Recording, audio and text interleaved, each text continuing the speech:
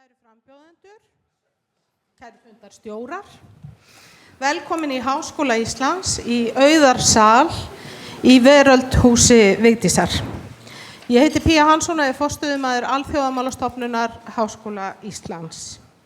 Nú þegar líður að kosningum þótti okkur brýnt að kalla til samtals fulltrúa þeirra flokka sem bjóða fram í öllum kjördæmum til að tala alþjóðamál. Við fengum til liðs við okkur Varberg, Samtökum vestræna samvinnu og alþjóðamál, Stofnun stjórnsýslufræða og stjórnmála við Háskóla Íslands og Félag stjórnmálafræðinga. Þeim þakka ég öllum kærlega fyrir samstarfið.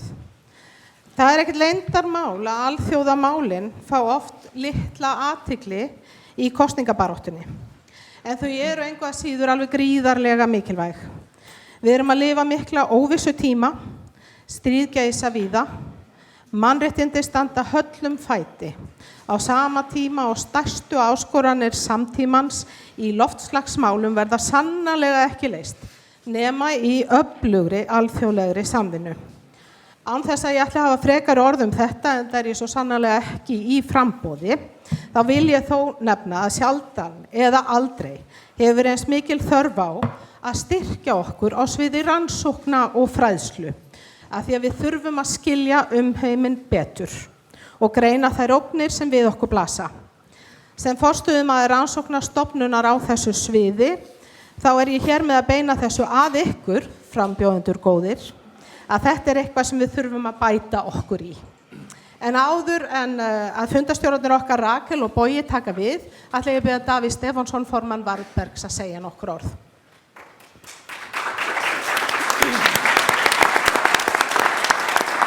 Gestir, það gaman að sjá hvað margir eru mætti hér. Ég var að ríða það upp í morgun með Boga. Fyrir 30 árum sátum við einhvern tímann upp í Ríkisútvarpi í útvarpsráði og þá var mér kennt að það munur á milli þess að vera hlutlaus og óhlutdrægur. Það engin hlutlaus og sérstaklega í þessu málaflokki sem við erum að fara að fjalla hér í dag. Við ætlumst til óhlutdrægni, að það sé ekki verið að draga hlut einhvers umfram annan. Ég formaður Varbergs, Félag vestræna samvinnu og alþjóðamál. Við höfum það á dagskrá að kynna aðildina að Atlantshafsbandalaginu, en umfram allt að stuðla að umræðum öryggis- og varnarmál og utanríkismálum almennt. Og þess vegna hlýt ég að fagna því að þessi fundur sé og líka að eiga gott samstarf við stofnanir Háskóla Íslands. Ég ætla ekki að lengja þetta en gef ykkur orð. Takk kærlega fyrir það og bara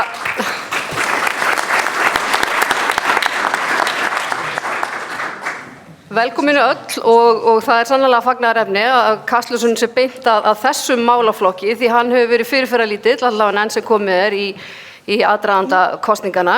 Ég ætla nú ekki að endurtaka neitt af því sem að þau sögðu og fara bara beint í svona praktískar reglur. Áður en við kynnum fulltrúa flokkana, allir 10 flokkar sem bjóða fram í öllum kjördæmum voru boðaðir hingað. En þá kannski rétt að taka það fram að við þurfum að nýta tímann vel, við höfum einhverja 90 mínútur og allir þurfa að komast að og við viljum gæta jafnræðis, þannig að það verður stundum nauðsynlegt að grípa fram í, en við gerum það náttúrulega á kurteisi og í sátt og samlyndi við alla. Bogi? Já, takk. Við skulum bara mynda okkur í þetta. Það er kannski rétt að geta þess að þetta Rakel Þorbergsdóttir, fyrirverandi yfirmaður minn í Ríkisútvarpinu. Ég heiti Þór Jáni, fyrirverandi yfirmaður hennar líka. En hann miklu lengur síðan það. Og það mjög misjafnt hvað fer mikið fyrir utanríkismálum. Við ætlum að kynna þetta til leiks. Já, nei. Í stafrófsröð, við ætlum að kynna ég tek reyndar eftir því ásækjaðan, við höldum áfram, ég tek eftir því að það vantar einn fulltrúa og Sigríður Andersen frá miðflokki. Við laumum henni bara inn þegar hún kemur en ætlum að halda bara dagskrá og byrja og þú ætlar að byrja í stafrófsröð. Já, það sem sagt Arnar Þór Jónsson sem oddviti Lýðræðisflokksins í Suðvesturkjördæmi, Eyjólfur Ármannsson oddviti Flokks fólksins í Norðvesturkjördæmi, Gísli Rafn Ólafsson sem í öðru sæti Pírata í Suðvesturkjördæmi, Gunnar Smári Egilsson, oddviti sósíalista í Reykjavík norður, Anna Katrín Friðriksson, oddviti Viðreisnar í Reykjavík norður, Jóhann Friðrik Friðriksson sem að skipa þriðja sæti Framsóknarflokksins í Suðvesturkjördæmi og hann raunar formaður bændismálnefndar. Rósa Björk Brynjólfsdóttir í öðru sæti lista Vinstri grænna í Reykjavíkurkjördæmi norður.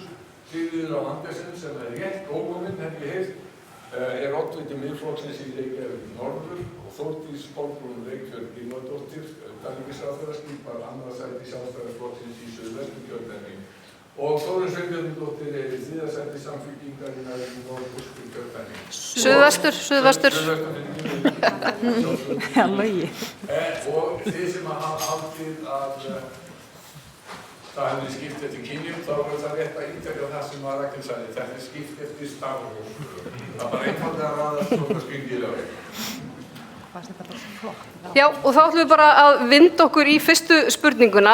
Það er mjög misjafnt eftir flokkum hvort eða hversu mikið efni er að finna utanríkismál í stefnuskrám ykkar.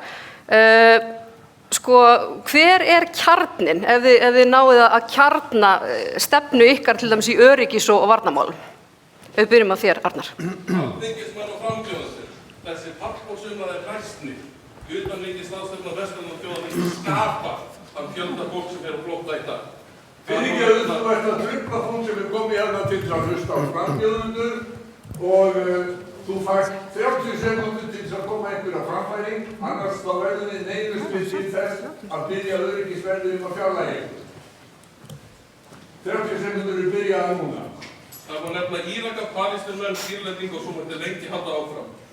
Nú hefur ríkisstjórnin hafið sína nýjustu herferð þar sem svillir fólk á flótta dvalarleyfi sínu. Fólk hefur dvalið hér í fjölmörg ár og með fjölmörg börn þar á meðal.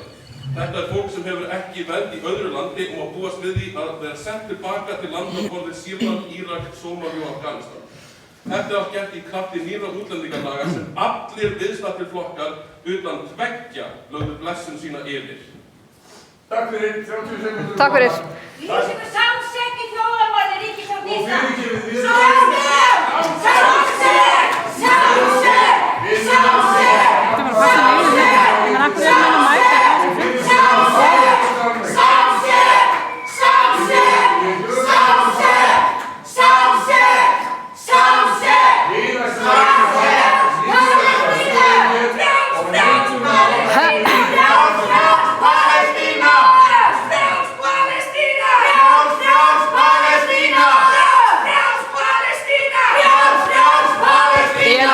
Við getum ekki haldið svona áfram.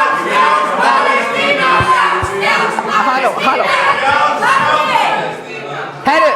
Halló. Eigum við ekki að heyra hvað þetta fólk hefur að segja og leyfa því að svara fyrir sig. Við munum ræða þessi málefni á eftir. Vinsamlega setjist niður. Brottvísanir eru ofbeldi. Brottvísanir eru ofbeldi. Brottvísanir eru ofbeldi. Það flokkar sem er ofbeldi. Þegar Þórdís Reykjavík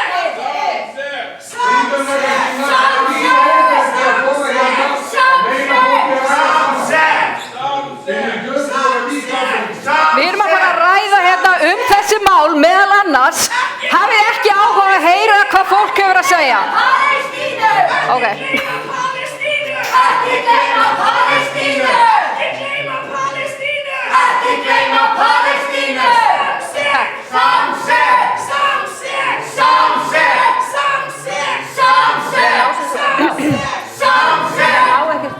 Ég ætla að segja, var það fúsikið? Herru, ætlið að fara út eða að halda áfram og fá umræðu þessi mál. Herru, þú... Já, þakka þér fyrir. Herru, við erum með að reyna að efna til umræðu og við erum að biðja hérna svör og þið erum að meina fólki að ræða nákvæmlega máli sem að þið eru að setja á dagskrá. Já, en setjist þið niður.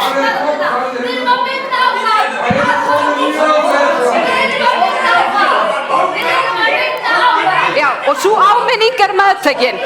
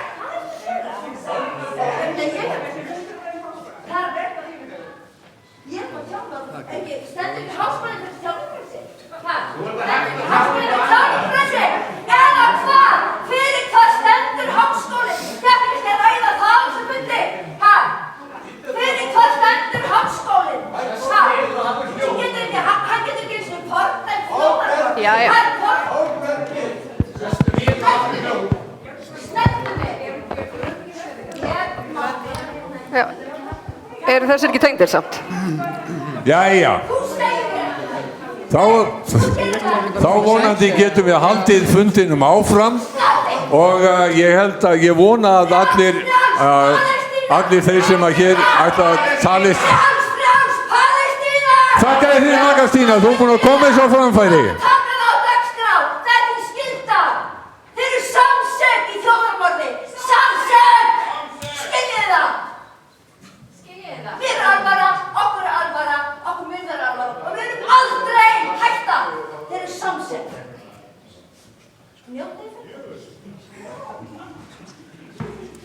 Ég vona að þið getið bætt við ykkur nokkrum mínútum.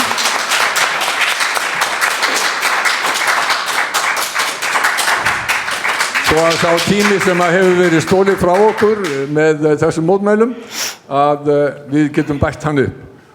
Rakel, við taka upp fyrstu spurninguna. Eftir þessa áminningu, Arnar Þórð, við ætlum að krefja þig að svona kjarnastefnu flokksins í utanríkismálum, sérstaklega öryggis- og varnarmálum. Öryggis- og varnarmálum. Já. Já. Það eru þetta grunnstefna lýðræðisflokksins að við eigum gott samstarf við aðildarþjóðir NATO. Við lítum á NATO sem fyrst og fremst varnarbandalag og við teljum að það hefur verið hornsteinn í utanríkisstefnu Íslands að Íslendingar færu aldrei með vopnavaldi gegn öðrum þjóðum. Og við teljum að frá því hafi verið vikið alvarlega á seinni árum. Við áteljum þá staðreynd að allir stjórnmálaflokkar á Íslandi tóku þátt í því að samþykkja vopnakaup og fara þannig með vopnavaldi gegn annar þjóð. Það teljum við hafi verið stílbrot og alvarlegt mál sem hefði þurft að bera undir þjóðina. Það var ekki gert. Allir stjórnmálaflokkar á Alþingi hafa brugðist að þessu leyti.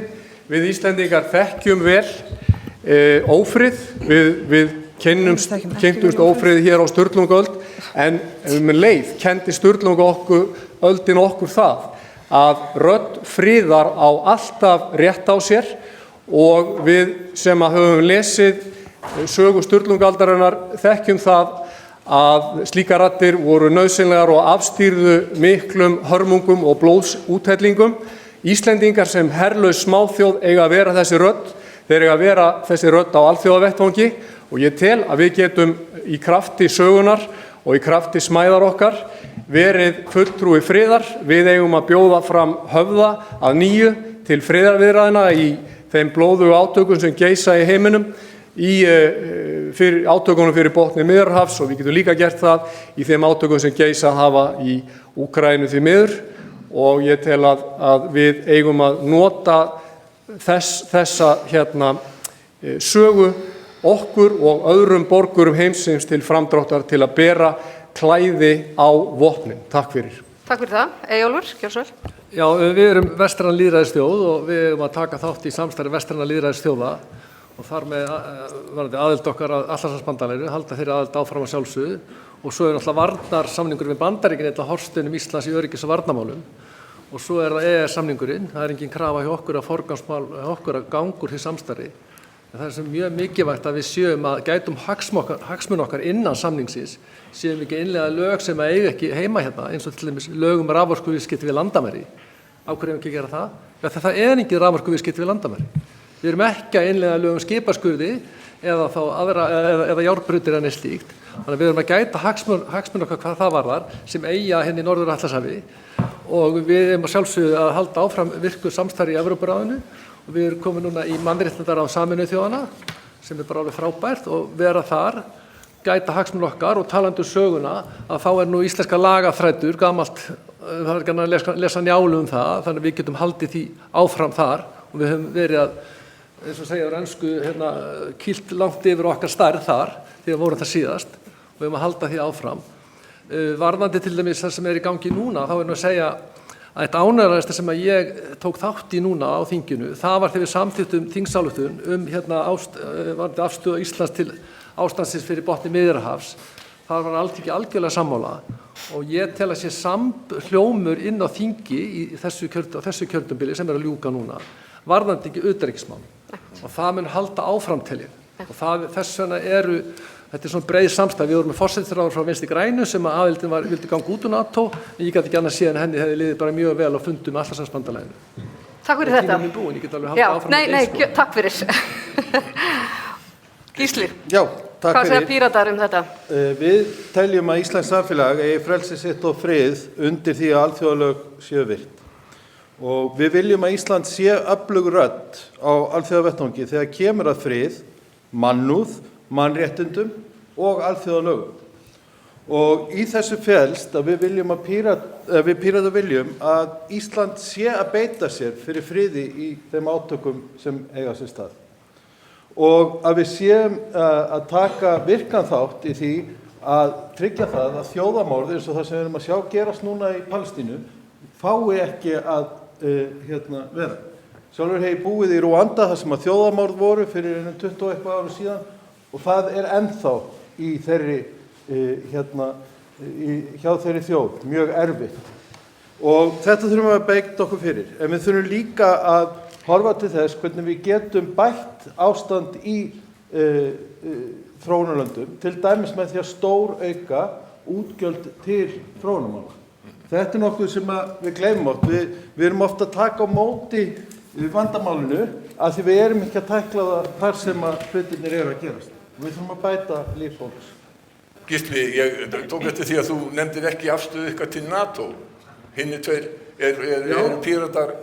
Við erum svona svolítið dreifð í þeirri aðild eins og við erum byggð mjög lýðræðislega. Ég held að það sé svipað með önnur svona sambönd eins og ESB og annað. Við viljum bara... Þannig að það hefur ekki verið tekin sérstök afstaða innan flokksins. Við teljum að það sé fólki sem er að taka hana. Einmitt, takk fyrir. Gunnar Smári, sósíalistar. Utanríkisstefna sósíalista byggir á þeirri staðreynd að við erum fámenn þjóð í stóru landi og erum herlaus og getum ekki varið okkur. Það felur í sér að við getum ekki farið með hernaði gagnvart neinni þjóð og eigum ekki að kaupa vopn og senda á vígvöllin. Það hæfir bara ekki þeim sem ekki getur varið sig. Fyrir utan það að þá er það bara eðlileg friðarstefna sem við ættum að halda í gildi og tala fyrir alls staðar í heiminum. Við eigum að styðja sjálfstæðisbaráttu þjóða. Við erum fordæmi fyrir það að vera fámenn þjóð sem heldur uppi það að vera sjálfstæð og við erum að fyrirmynd annarra þjóða sem að berjast fyrir því og benda þeim á að þetta sé möguleg leið. Ég nefni til dæmis eins og með Færeyinga og Grænlendinga og Skota og fleiri, en ekki síður Palestínumenn sem hafa verið hér á dagskrá. Þar eigum við að vera með einarðan stuðning og það er mjög í takt við vilja mikils meirihluta þjóðarinnar, þar sem yfirgnæfandi meirihluti íslensku þjóðarinnar styður frelsis Palestínu. Og það eiga stjórnvöld að gera, stjórnvöld eiga að hegða sér í takt við vilja almennings en ekki fara gegn honum eins og er gert núna í því þjóðarmorði sem á sér stað á Gaza. Það sem íslensk stjórnvöld ber skylda samkvæmt alþjóðalögum að ef það er grunur að sé þjóðarmorð þá ber okkur að gera allt sem í okkar valdi stendur til að stöðva það. Það höfum við ekki gert og það er mikil skömm að því. Takk fyrir þetta. Viltu NATO? Já, takk fyrir. Það þurfi vera tímabært að endurskoða veru okkar í NATO, sérstaklega í ljósi stríðsins sem í Evrópu og þá er að koma fram að öryggishagsmunir ríkjanna eru mjög ólíkir. Það eru mjög ólíkir öryggishagsmunir þeirra sem eiga landamæri á Rússlandi, þeirra sem eru langt frá Rússlandi, að ég tala ekki Bandaríkin sem hafa allt aðra öryggishagsmuni heldur en ríkin í Evrópu. Einmitt, takk fyrir það.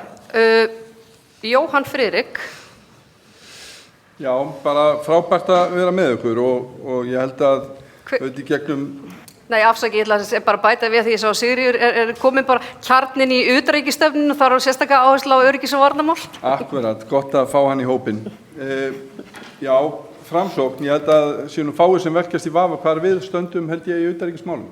Það er auðvitað aðild að NATO, stöndum vörð auðvitað með EES-samninginn, vestræna samvinnu og höfum nú í gegnum tíðina talað og verið svona lagt áherslu á friðsamlega lausnir og þetta er svona kjarnin.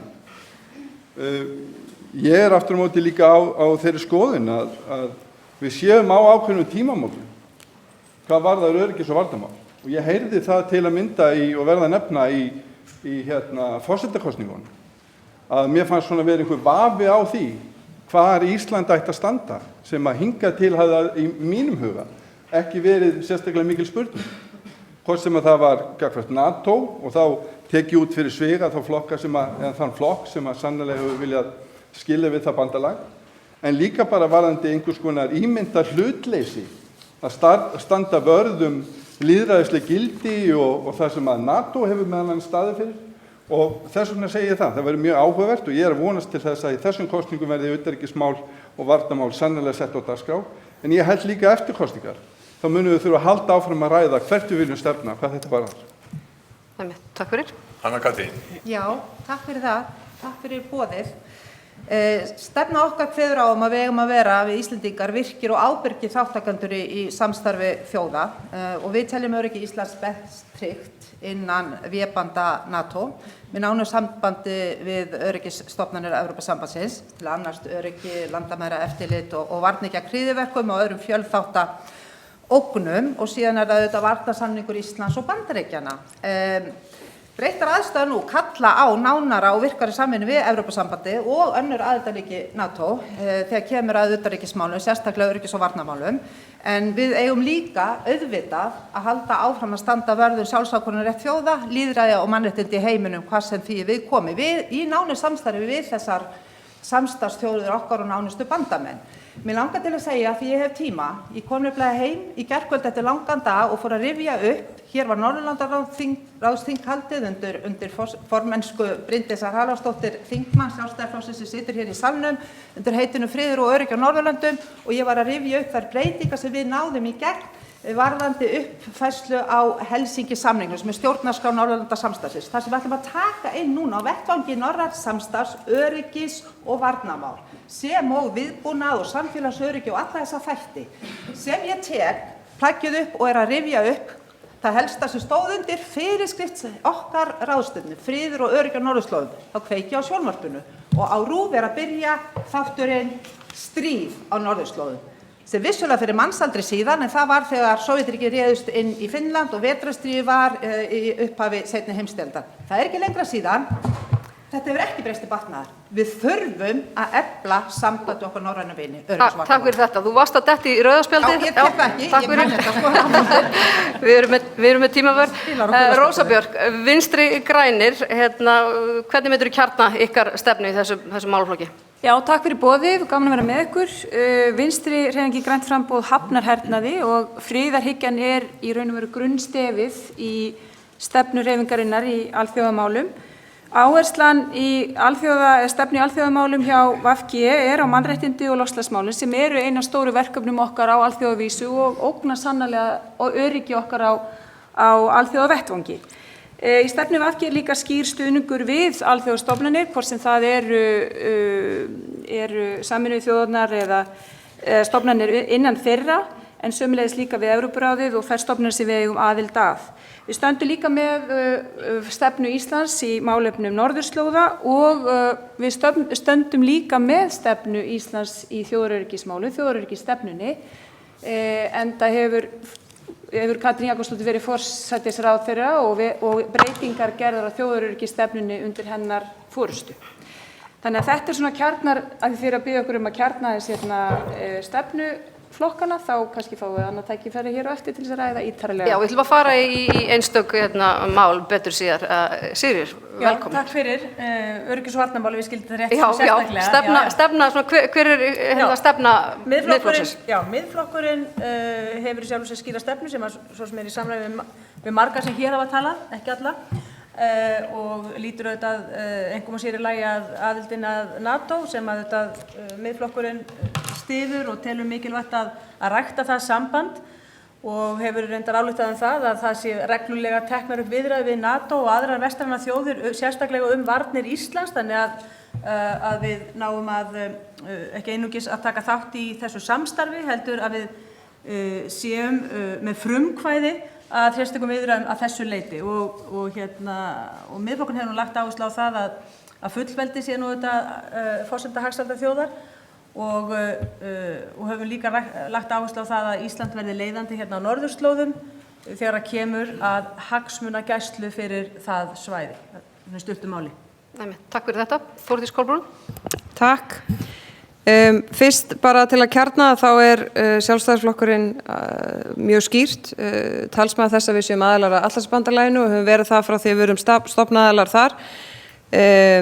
Tvíhliða varnarsamningur við Bandaríkin þetta órjúfanlegur hluti af því að við gátum orðið stofnaðilar að Atlantshafsbandalaginu og það skiptir okkur máli það samstarf.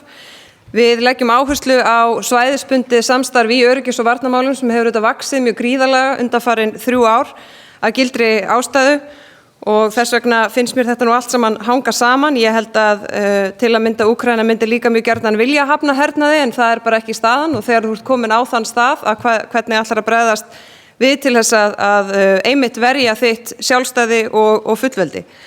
Ég held að við þurfum nú alveg að vera bara heiðarleg með það að við séum nú samfélag sem að þekkjum ófrið ekkit sérstaklega vel í svona samtíma sögu og þar af leiðandi finnst mér skipta máli að Ísland sé verðugur bandamaður og stundum spurt hvað áttu við með því þegar þú segir að Ísland eigi að vera verðugur bandamaður í öryggis- og varnarmálum af því það spurningin að þá það staðreynd að Ísland leggur miklu minna til sameiginlegra varna bandalagsríkja heldur en önnur og ef til raunverulegra krísu kemur sem því miður vísbendingar eru almennt að segja okkur frekar heldur en hitt að þá þarf að taka erfiðar ákvarðanir sem að krefjast hernaðarlegrar íhlutunar og jafnvel fórna mannskap. Þannig að við erum varin af annarra manna herjum, annarra landa og þá Íslandi þeirri stöðu að ríkisstjórnir bandalagsþjóða þurfa að réttlæta það fyrir sínum þjóðum að fólki og búnaði sé fórna í þágu Íslendinga án þess að Íslendingar leggi fram sambærilega fórnir fyrir aðra. Og ef á það reynir að þá það erfið staða og það nú ekki nema 100 ár síðan að fjórðungur þeirra ríkja sem telja sjálfstæði í dag voru það og þess vegna það heldur ekki sjálfgefið að vera fullvalda og sjálfstæð, þess vegna viljum við vera verðugur bandamaður, þess vegna erum við í NATO, þess vegna erum við með tvíhliða varnarsamningu Bandaríkin og þess vegna leggjum við áherslu á það að vera verðugur bandamaður og þar á meðal að taka þátt í þeirri varnarbaráttu Úkraínumanna þar sem að þeir leggja fyrst og síðast áherslu á það að geta varið sína borgara á krítísku innviði sem þú gerir með vopni þegar annar ræðst að skriðdrekum. Já, þú hraðaði mjög að enda var rauða spjaldi komið og takk fyrir að virða það. Þórunn, þú ert síðust en ekki kannski síst. Við höldum áfram með þetta og við tökum einstöku atriði. Já, takk. Samfylkingin hluti af alþjóðahreyfingu jafnaðarmanna og við styðjum að sjálfsögðu sjálfsákvörðunarrétt þjóða allstaðar. Við styðjum mannréttindi. Við viljum að utanríkisstefna Íslands hugi sérstaklega að mannréttindum kvenna og barna allan heim. Við erum herlaus þjóð og við þurfum að muna það, en það þýðir að við þurfum að skilgreina betur hlutverk okkar þegar kemur að öryggis- og varnarmálum. Við erum í NATO, við styðjum varnarsamninginn, en hvað ætlum við að gera? Hvers konar friðflytjendur ætlar Ísland að verða og vera?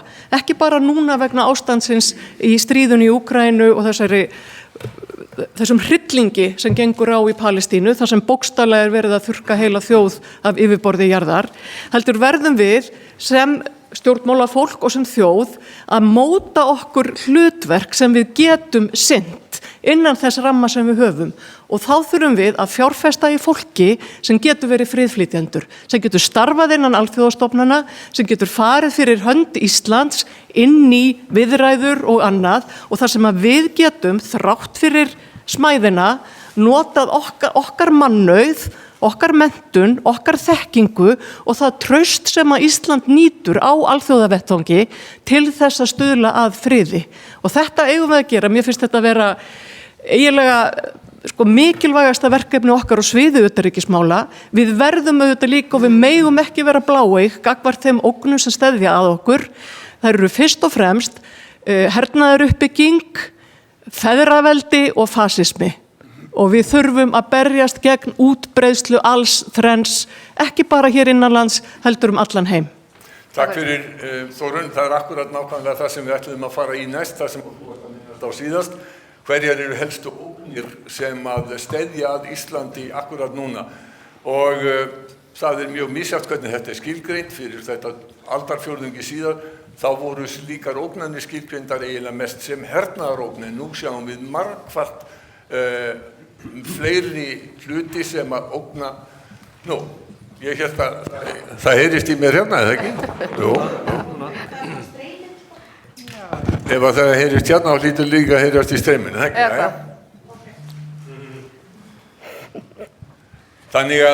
Þannig að við ætlum að fá fram afstöðu ykkar til þess hvaða sem að ógnar helst öryggi Íslands og Íslendinga á þessu augnabliki. Ég held að við breytum aðeins til og byrjum með miðjunni ef einhverju saman. Gunnar Smári, værið þú til í að ríða á vaðið með það hvað það sem ógnar öryggi Íslendinga helst?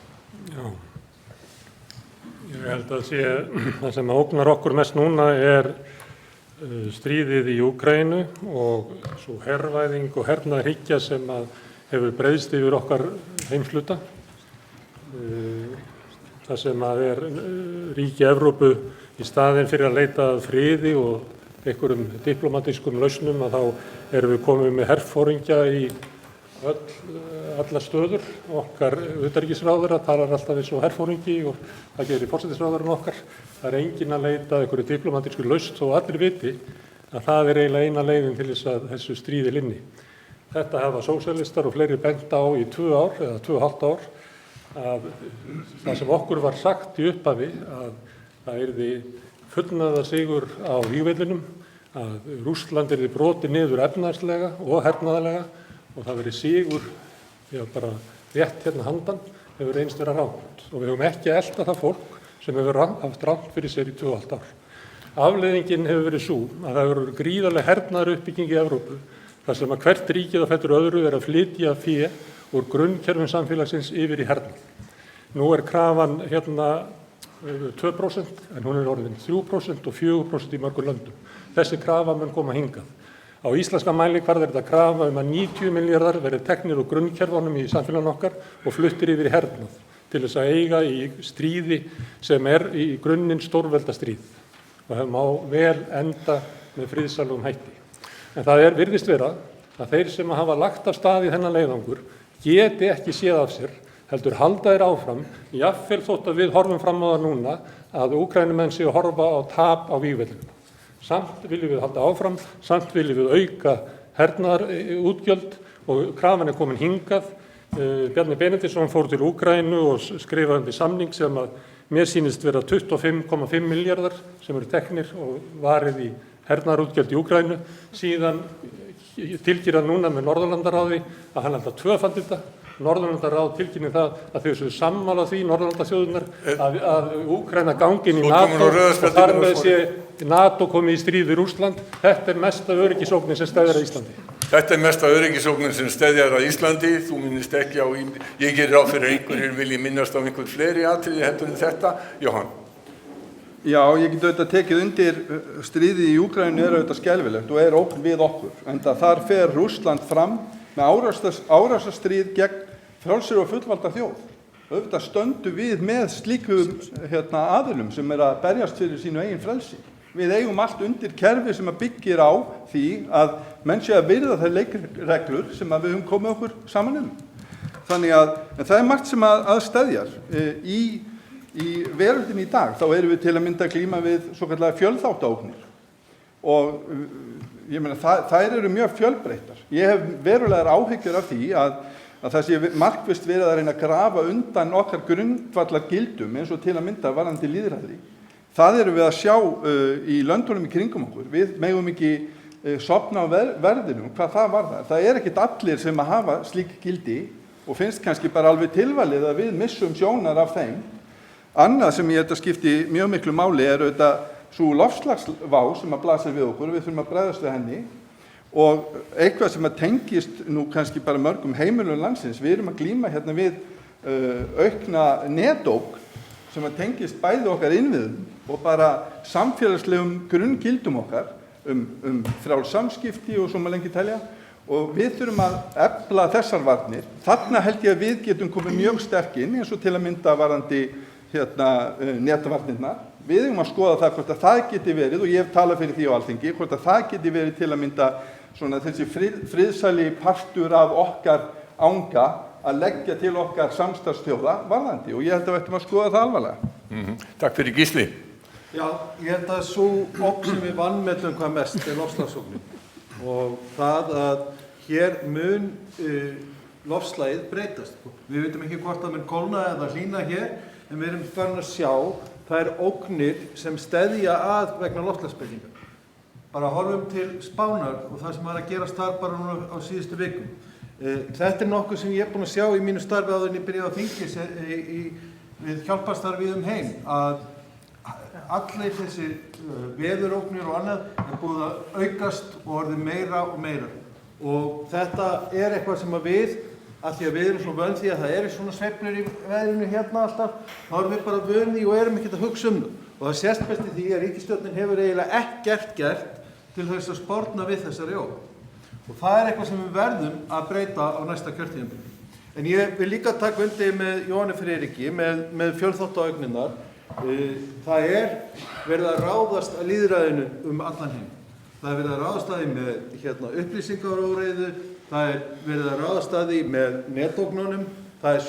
Við erum orðin svo sjálfvirknivætt og stafrænt land að hugsum okkur ef netið ditt út hérna. Tala betur hérna. Ef netið dettur út, ef auðkennislykklarnir okkar virka ekki, við getum ekki notað heimabankan okkar. Við erum bara orðin vön því að geta gert allt þetta á netinu og það eitthvað sem að ég veit ekki hversu marga daga við lifum án þess að geta skoðað Facebook. Já, Eyjólfur, það nú reyndar ýmsir innviðir og annað sem hægt að lama með netár. Það ekki bara Facebook. Hvað ógnar öryggi Íslands? Já. Ég tel að það stríð í Evrópu og ég tel að þetta stríð ógni öryggi Íslands og ég tel líka að ástand fyrir botni Miðjarðarhafsins ógni vestrænum gildum og áhrifum Vesturlanda í heiminum sem hefur það áhrif á Ísland líka þegar við erum hluta Vesturlöndum. Varðandi þetta í Úkraínu að þá gríðarlega mikilvægt að við höfum stutt Úkraínu. Ég tel að það hafi verið mistök að við séum að setja pening í vopnakaup. Við höfum átt að gera nákvæmlega aðrar þjóðir eins og Bandaríkjamenn gera, þeir setja 80-90% sínum pening til innlendra framleiðenda sem eru vopnaframleiðendur sem senda það til Úkraínu. Við hefum ekki átt að senda pening til að kaupa vopn, heldur átt að setja til dæmis til fyrirtæki eins og Kerasik og Össur til að senda þeim vörur þangað. Þá höfum við getað jafnvel bætt aðeins í. En það hefur verið grundvallaratriði að gera það, þá hefur getað skala upp þessa framleiðslu sem algjörlega á heimsmælikvarða og við höfum bara tekið þátt í því starfi innan NATO þá. Varðandi með Austurlönd að þá gríðarlega mikilvægt að það komi samningar á tveggjaríkjalausn. Það eina lausnin sem allir sem hafa skoðað það verði tveggjaríkjalausn og við fáum þá frið við hinn íslamska heim sem nánast 1/4 af mannkyni. Og ég tel að það sé líklegt kannski að vonandi komið friðarsamningar á í Úkraínu sem allra fyrst. En við horfum með landsvæðin í kringum Ísland, það gríðarlega mikilvægt að heimskautasvæðið sé lágspennusvæði og það verði ekki hernaðaruppbygging. Við erum að tala fyrir því miklu kröftugri tel ég. Og við þurfum líka að sjá til þess, og þá var þetta í samstarfi við Bandaríkin, að allir neðansjávarkappar til Íslands, tengingum heiminn, að þeir séu varðir og það sé tryggt að það verði ekki verið að ráðast á þá ef ástandi í Evrópu og þá samskiptin við Rússland haldi áfram að versna. Arnór Þór. Já. Ég veit ekki hvað ég á að byrja en ég ætla að byrja bara á því að segja að mesta ógnin að mínu viti við öryggi Íslands óábyrg framganga íslenskra stjórnmálamanna. Þeir flokkar sem hér á að tala, allir sem eiga fulltrúa á þingi raunin tvöfaldir í roðinu, tala á einn veg fyrir kosningar, gera síðan eitthvað allt annað eftir kosningar. Hér tala fólk fjálglega frið, en snýr sér síðan að því að samþykkja kaup á vopnum til að drepa fólk. Allir flokkar stóða því, enginn andmælti. Ég vil segja, ytri ógnir auðvitað þessar að það nokkurs konar hefur svifið yfir vötnum stríðsæsingatal. Íslenska ríkisstjórnin hefur verið handbendi stríðsæsingamanna og gerst sek það að fara að tala eins og stríðsæsingamenn. Nú að taka við nýjir valdhafar í Bandaríkjunum sem eru að beita sér gegn hergagnaiðnaðinum. Sá sem stendur þar fremstur í flokki verður væntanlega Robert Kennedy sem af ætt sem hefur barist gegn hergagnaiðnaðinum og þurft að gjalda dýru verði fyrir það og það ekki hlægilegt við það. Þetta grafalvarlegt mál.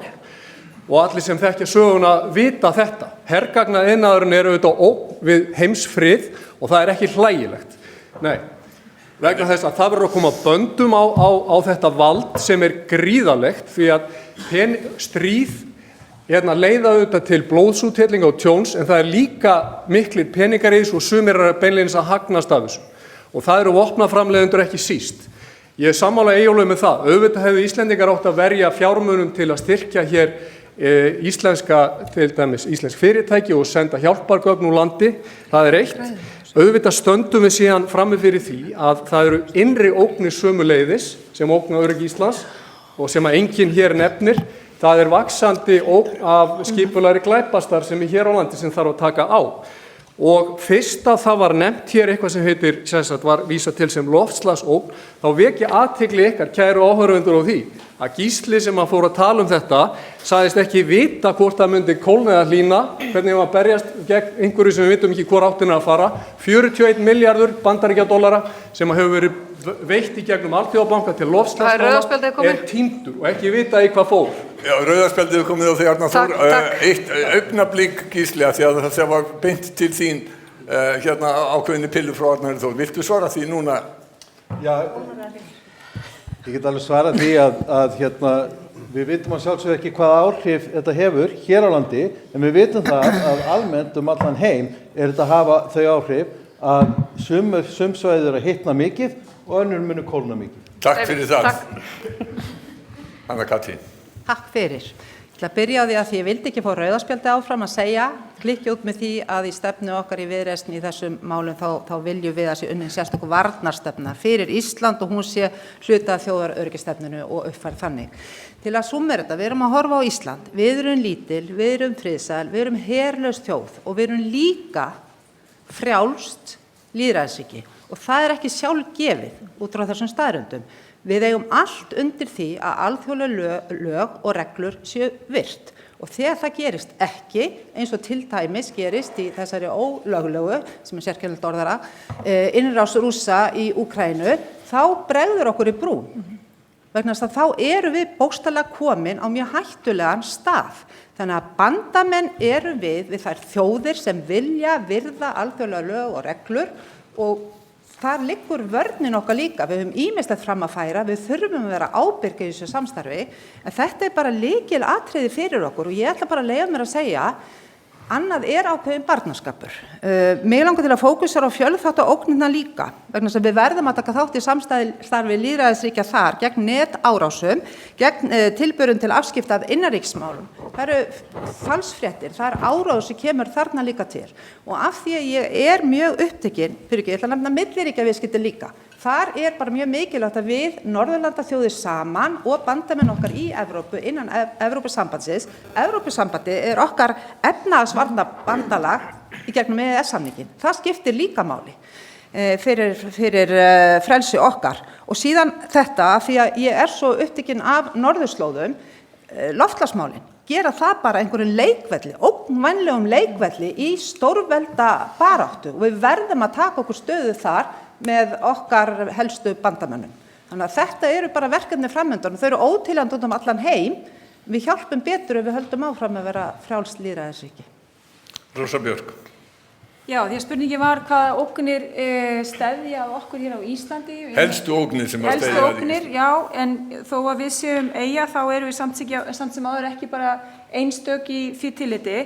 En það helstu ógnir að mínu viti eru þessi aukna hernaðarhyggja í heiminum sem við höfum verið að sjá. Það hefur sjaldan eða aldrei verið jafn mörg stríðsátök í heiminum öllum. Hvort sem það stríðið í Úkraínu, Súdan, við botni Miðjarðarhafsins eða víðar. Þannig að það eitt af því sem hefur svona dómínó áhrif á okkur öll hvar sem við búum.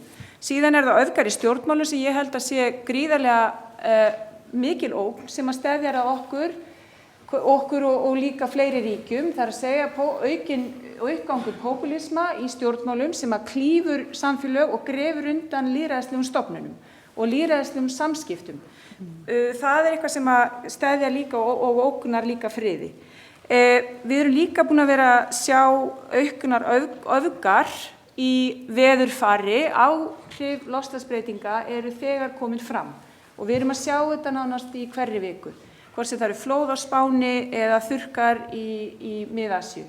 Þannig að þetta hefur allt saman áhrif. Síðan eru það náttúrulega fjölþáttaógnirnar, það eru netöryggið og svo framvegis sem að kannski afleiðingar af þessum öfgum í stjórnmálunum. Það að segja, ríki eru farin að teygja sig inn í netöryggi og grafa undan lýðræðislegum stofnunum og öðrum lýðræðislegum ríkjum til þess að kljúfa og sundra. Og það eitthvað sem er mikil ógn við vestræn lýðræðisríki á borð við Ísland. Sigríður? Já, ég geti kannski fyrir að taka undir aðeins með hérna Rósu að einhverju leyti þegar hún nefnir þessa hernaðarhyggjum kannski frá aðeins öðrum vinkli, ef maður er að hugsa bara Ísland og hagsmuni Íslands, þá það auðvitað getur falist í því ákveðin ógn af því við þurfum að reiða okkur á þetta NATO-samstarf og tvíhliða samstarf við Bandaríkin, þá getur þetta falist í því ógn sem ég held að menn þurfa aðeins að hafa í huga þegar að NATO færir út kvíarnar eins og hefur verið að gera út víðan völl í heiminum, ekki bara í Úkraínu, heldur með afskiptum kannski annar staðar með beinum eða óbeinum hætti. Það mikið hagsmunamál fyrir Ísland að NATO og þessi vestrænu ríki sem við höfum með samningum tryggt okkur að þeir munu taka til varna fyrir Ísland, að þessi ríki séu í stakk búin til þess að gera það á hverjum tíma. Að áherslurnar séu ekki farnar út víðan völl og þannig að litla Ísland eða önnur bandalagsríki siti mögulega uppi varnarlaus ef til þess kæmi á einhverjum tíma. Þetta svona í grófum dráttum. Svo kannski nefna eitt, þetta Magga Stína vinkona okkar sem kom einn áðan, ekki sérstök ógn með okkur en hún kannski endurspeglar ákveðna ógn sem að við umræðu hefð hérna á Íslandi sem ég held að og endurspeglar svolítið svona leiðilega eða erfiða þróun, það þetta óþol bara gagnvart umræðunni og það vont ef það hópur fólk sem að finnst að þurfa að öskra alltaf sín mál og ekki tilbúið til þess að taka þátt í svona málefnalegri umræðu og jafnvel þótt að menn þurfi á einhverjum tímapunkti að láta undan eða hafi ekki allt sitt fram.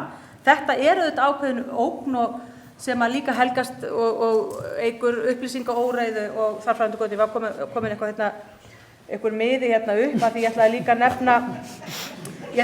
nefna að svona upplýsingaóreiða og óttastjórn í stjórnmálum getur líka leitt til offjárfestinga ákveðnum sviðum, eins og til dæmis í loftslagsmálum. Ég get ekki dæmi sem svolítið í umræðuna greiðslumiðlun, af því nú allir hræddir að vera klippt á okkur að kapla hérna, greiðslumiðlun. Og það menn seti allt of mikla resursa í einhverjar einar lausnir og gleymi að huga þessa heildarmyndinni vegna þess að næsta ógn, hún verður ekki til hérna, henni ekki lýst í stílabókinni hérna hjá Rósu sko, eða hinum. Rauðaspjaldið, Þórdís Kolbrún.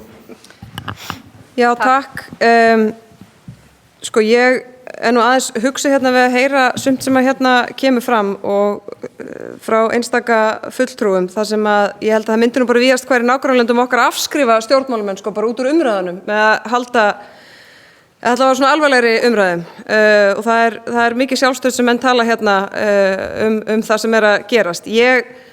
Sko, hér sagt eins og allar aðra þjóðir, það hafa þetta allar aðra þjóðir, öll vina- og bandalagsríki hafa stutt við Úkraínu með vopnastuðningi, ef við ættum vopn þá myndum við senda þau, öll hafa gert það nema Ungverjaland og ég held að sé sko mikilvægt að hafa það í huga að við erum ekki að horfa á það sem er þægilegast fyrir okkar að gera eða það sem við græðum á, heldur það sem að helst þarf á að halda. Það er alveg í alvörunni mjög mikilvægt að utanríkisstefna hjá fámennri þjóð sem er herlaus sé svona nokkuð stöðug, óháð ríkisstjórnum og við verðum auðvitað að gera okkur grein fyrir því að við erum ekki aðalhlutverki á alþjóðasviðinu en við þurfum líka að gera okkur grein fyrir því og gera ekki lítið úr því að við erum sko þar sem við getum raunverulega skipt máli. Og sumt af því sem hérna kemur fram myndi þetta bara þýða algjör einhvern veginn umbylting í því hvernig utanríkisstefnu við keyrum hér á litla Íslandi. Við erum með plan sem búið að samþykkja í þingsályktun í þinginu, það sem að fjárveitingavaldi sem lýðræðislega kjörið fólk sem situr á Alþingi sem búið að samþykkja stuðning við Úkraínu. Það ekki Bjarni Benediktsson sem fór til einhvers lands og lofaði einhverjum manni sem að vill til að forseti Úkraínu einhverjum tugum milljarða króna í stuðning. Það hefur farið í sína meðferð inn á löggjafarþingi og var samþykkt þar þverpólitískt. Þannig að því sem nú bara haldið til haga og svona því við erum að ræða upplýsingaóreiðu. Það þetta engin sérstaða að hér séu menn að tala frið. Það ekki sérstaða að stjórnmálamenn á Íslandi geti talað fyrir friði. Við erum friðelskandi þjóð eins og allt venjulegt fólk er. Og mér finnst dálítið skrítið hvernig talað það, eins og fólk þar sem að verið að ýmist sko myrða þau eða skemma alla krítiska innviði þeirra landi eða þurrka út heilu samfélögin, eins og við sjáum á fleiri en einum stað og tveimur, að þau séu einhvern veginn minna friðelskandi og það hljóta að vera ykkur annarlegir hagsmunir sem að þau biðja annað heldur en teppi og plástra. Rauða spjaldið er komið á loft. Takk fyrir. Þórunn. Já, það er náttúrulega engum blöðum það að fletta að þær ógnir sem eru stærstar í heiminum í dag eru loftslagsbreytingar, hamfarahlýnun og misskipting. Og þetta tvennt vinnur saman og skapar vítarhring sem að öll lönd fara ekki varhlut af og það bara þannig að ef að stjórnmálamenn hafa ekki kynnt sér skýrslur vísindanefndar Sameinuðu þjóðanna um loftslagsmál, allar skýrslurnar, öll gröfin sem þar eru, þar sem að allt hefur gengið eftir sem að spáð hefur verið, nema að það gerist hraðar og afleiðingarnar eru alvarlegri. Við stefnum í það bil 3 gráðu hlýnun og ég skora á alla hér að fara heim og fletta upp grafinu það hvernig við þurrkum út vistkerfi og stofnum til fjöldaflótta í heiminum með 3 gráðu hlýnum. Það bara þannig og við verðum að skilja það. Og við verðum að skilja hvar Ísland í því samhengi og hvaða hlutverk við höfum. Við höfum hlutverk til þess að vera fyrirmyndað einhverju leit, en við höfum líka hlutverk til að finna lausnir innan þeirra alþjóðastofnana þar sem að við eigum sæti. Og við höfum hlutverk til þess að tala afvopnun. Það hefur enginn talað afvopnun síðan að kalda stríðinu lauk. Gerið ykkur grein fyrir því. Alþjóðakerfið eins og það var sett upp eftir seinni heimsstyrjöld í rúst. Sameinuðu þjóðirnar eru eiginlega að verða eitthvað sideshow og það mjög alvarlegt fyrir lýðræðisríki að það sé að gerast og það okkar hlutverk að taka til í þessu og koma með tillögur að því hvernig við styrkjum alþjóðakerfið, hvernig við styrkjum öryggisráðið og hvernig við getum stutt við friðarumleitanir og stutt við afvopnun. Og ég ætla að taka undir það sem Arnar Þór benti á hér áðan, að því hvernig sem við lítum á þetta, þá alveg ljóst að vopnasalarnir græða alltaf. Og það bara þannig að þjóðir sem að selja vopnin og ætla svo að snúa sér við og stuðlaða friði, það bara gengur ekki upp. Takk fyrir þetta, Þórunn. Mér langar að fara í töluvert styttri umferð næst, knöpp svör, en kem samt með langa spurningu. Það kom nefnilega fram í máli ykkar að eðlilega ólík afstaða bæði til NATO. Hvernig Ísland að styrkja þjóðir eins og Úkraínu. Svo var líka komið inn á tvíhliða varnarsamningin við Bandaríkin og ég ætla að bæta við og segja að nú nýbúið að kjósa nýjan forseta í Bandaríkjunum og hans afstaða til dæmis til þess hvert framlag aðildarríkja á að vera mjög hörð og Ísland náttúrulega þar langt undir viðmiðum. Þetta svona í fyrsta lagi bara einhver ástæða fyrir Ísland að endurskoða sína afstöðu varðandi ekki endurskoða heldur að hafa áhyggjur af varnarsamningnum og hugsanlega að horfa til dæmis til Evrópu þegar kemur af vörnum og þá ég ekki að tala bara þessar hefðbundnu heldur þessar fjölþátta ógnir sem vorum að tala Arnar. Já, þetta var svo mikið. Já, ég veit það, en ég að reyna, þið áttuð ykkur, það ákveðin breytin sem að verða. En þú var sagt að svara stutt. Já, samt hvað hef ég 1 mínútu eða? Stutt. Já, bara í ástuttu máli. Það að renna upp 9 tímar ljóslega í heiminum. Vindarnir að fara að blása úr annarri átt. Hættan svo að Ísland verði eins og nátttröll ef við bregðumst ekki við þessum 9 tímum. Bandaríska ríkið að fara að straumlunum það sig. Þá að skera spikið af ríkisrekstrinum, þá að fara að hagræða, þá að fara að spara.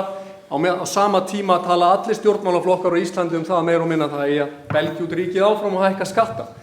Evrópa mun sitja eftir í startblokkunum á næstu mánuðum og misserum á meðan Bandaríkin munu þjótast af lægri skattar og betra umhverfi fyrir fyrirtæki mun soga til sín mannauð og vitsmuni til Bandaríkjanna. En hvernig eigum við að bregðast við hér? Við verðum að bregðast við að sjálfsögðu með því að tala af friðsemd og eiga góð samskipti við Bandaríkin, reiða okkur áfram á varnarsamstarfi sem hér hefur verið nefnt, reiða okkur áfram á NATO og treysta því að við getum unnið á hinum klassíska grunni frjálslyndis, sem að Vesturlönd hafa byggt á en nota bene að fjara hratt undan í Evrópu. Ef að menn vilja fá sönnun þess, þá geta þeir flett upp nýlegu dæmi það hvernig sótt að málfrelsinu og hvernig blaðamaður Telegraf hefur verið Arnar, þú ert svolítið farin víðar. Það ekkert sem þarf að konkrétt breyting í rauninni bara að leggja áherslu á samtalið. Já, ég tel að vestræn gildi mun eiga meira skjól í Bandaríkjunum næstu árin heldur en í Evrópu. Horfa einmitt, ok. Eyjólfur? Já, ég tel að við að horfa til Bandaríkjanna hvaða varnarmáli varðar áfram, alveg klárlega. Og það alveg augljóst ef verið ráðist á Ísland, þá munu Danir ekki koma hingað, eða Íslendingar eitthvað svoleiðis. Það verður bandaríski heri sem myndu koma hérna og verja okkur. Og við Bandaríkjamenn komu hérna upphaflega á grundvelli Monroe-kenningarnar, sem ég þarf ekki að útskýra fyrir fólki hérna, og við erum að horfa fyrst og fremst þangað hvað var að varnarsamstarf. Þeir raunlega de facto sjáum varnir Íslands. Og varðandi NATO hér, ég tel að síðasta stækkun NATO hafi verið stórkostleg fyrir Ísland. Að það að vera að fá Finna og Svía inn í Atlantshafsbandalagið, það verið mjög gott. Og styrkjast Norðurlöndin innan Atlantshafsbandalagsins, kemur norræn hugsunan inn með sín blönduðu hagkerfi. Það hafi verið rödd friðarins, við getum orðað bara þannig, og verið sterk rödd í heiminum, miklu öflur heldur 25 milljóna aðra 25 milljóna þjóðir. Þannig að við erum að vera í því samstarfi áfram og raunverulega þetta með 2%, það bara til ríkja sem eru með her. Við erum ekki með her. Já, það svo gríðarlegur munur. Við erum með 0,1% raunframlag eitthvað alveg. Já, við erum ekki með. Og flest ríki eru, eins og í Austur-Evrópu eru flest ríki að fara upp í 3%. Það alveg rétt. Við erum eina herlausa þjóðin í Atlantshafsbandalaginu, stofnaðilar, og það hefur verið samþykkt allan tíman. Það getur vel verið að koma krafa okkur seinna mér, ég veit ekki það. En varðandi til Eystrasaltsríkin, að sjálfsögðu, allir þessi ríki, var nú þessu vegna vinnu minna í Skandinavíu, allir íbúar þessar ríkja og líka í Rússlandi sem þekkja aðeins til, þau þrá að vera hluta af Vesturlöndum, þráða gjörsamlega að vera hluta þessum blöndu hagkerfi sem hér eru og það var æðislega, það var gríðarlega mikilvægt fyrir Eystrasaltsríkin að vera hluta af NATO. Ástæðið að vera miklu verra hefur ekki orðið aðilar að Atlantshafsbandalaginu. Takk fyrir þetta. Og ég tek ekki afstöðu til Úkraínu, allir vita vonandi hvernig þeir hugsa. Gísli, ert þú með stuttasvari? Mjög vel að fá sér stuttasvari. Ég fjall sjálf á tíma þetta. Ég skal reyna með stuttasvarið. Við höfum mörg okkar eftir úrslit forsetakosningana í Bandaríkjunum. Sagt að við þurfum að fara að horfa meira til Evrópu og að við ættum að fara í þjóðaratkvæðagreiðslu um það, hvort við eigum að klára aðildarviðræður við ESB. Gunnar Smári. Já, ég náði ekki alveg spurningunni. Í rauninni bara... Ég ætti ekki að ráðið í spurninguna á svörunum, en ég tók það eftir. Í ljósi breyttra aðstæðna, til dæmis í Bandaríkjunum og hugsanlega aukinar kröfu framlög Íslands eða framlag Íslands. Menn fór aðeins yfir þetta áðan, að það eru breytingar í heiminum og í innanríkismálum Bandaríkjanna sem hefur áhrif á stefnu Bandaríkjamanna í Evrópu, sem að kallar á þá Íslendingar endurskoði öryggisstefnu sína. Meti hverjir eru raunverulega öryggishagsmunir þeirra. Ég held að það sé ekki öryggishagsmunir Íslands að elta Bandaríkin á alþjóðavettvangi. Það eru öryggishagsmunir skilgreindir hjá Bandaríkjunum að það sé ágætt hjá Bandaríkjunum að kljúfa á milli Rússlands og Evrópu. Ég held að það sé ekki gott ef við horfum til lengri tíma fyrir Evrópu, þá er það lykillinn að friði í Evrópu að við höfum góð samskipti við Rússland. Það eru ólíkir öryggishagsmunir ríkja innan Evrópu fyrir eftir því hvernig þau liggja gagnvart Rússlandi, hver eru óttinn á mögulega innrás frá Rússlandi þar, hver eru viðskiptahagsmunir þeirra í Eystrasaltslöndunum og þar heldur götunum. Við verðum að skilgreina hver okkar hagsmunir, við ætlum kannski að horfa til landa eins og Írlands og Austurríkis og Möltu sem er ekki í NATO en hafa það ágætt, tilheyra Vesturlöndum og engum vandræðum með það, telja það ekki vera nauðsynlegt að ganga og elta Bandaríkin í öllu því sem þau gera á alþjóðavettvangi bara í einhverjum hugmyndum að hagsmunir Bandaríkjanna séu ávallt hagsmunir okkar. Það er ekki þannig. Þú vilt horfa á því. Jóhann? Já, vestræn gildi standa þrátt fyrir allt bara ansi sterkt. Það gleymist stundum í umræðinni. NATO held ég hafi nú bara sjaldan staðið eins vel og eins sterkt og fyrir eins góð og mikilvæg grunngildi eins og við erum búin að vera að ræða hér. Við Íslendingar erum öflugur samstarfsaðili okkar vinaþjóða og við þurfum að halda áfram að vera það og við þurfum að efla... Vil ég fá ræðin aftur? Við þurfum að halda áfram að vera það. Við þurfum að efla áfram okkar samskipti á þeim grundvelli sem við komum inn í NATO-samstarfið á sem stofnaðili NATO og og ég hef sagt á, ég held að partur af því sé einmitt að skoða hvernig getum við svona komið sterkar inn og þar hef ég nefnt netöryggismálin. Netöryggissetur Íslands væri sannarlega eitthvað sem ég held að við ættum að taka fórust í.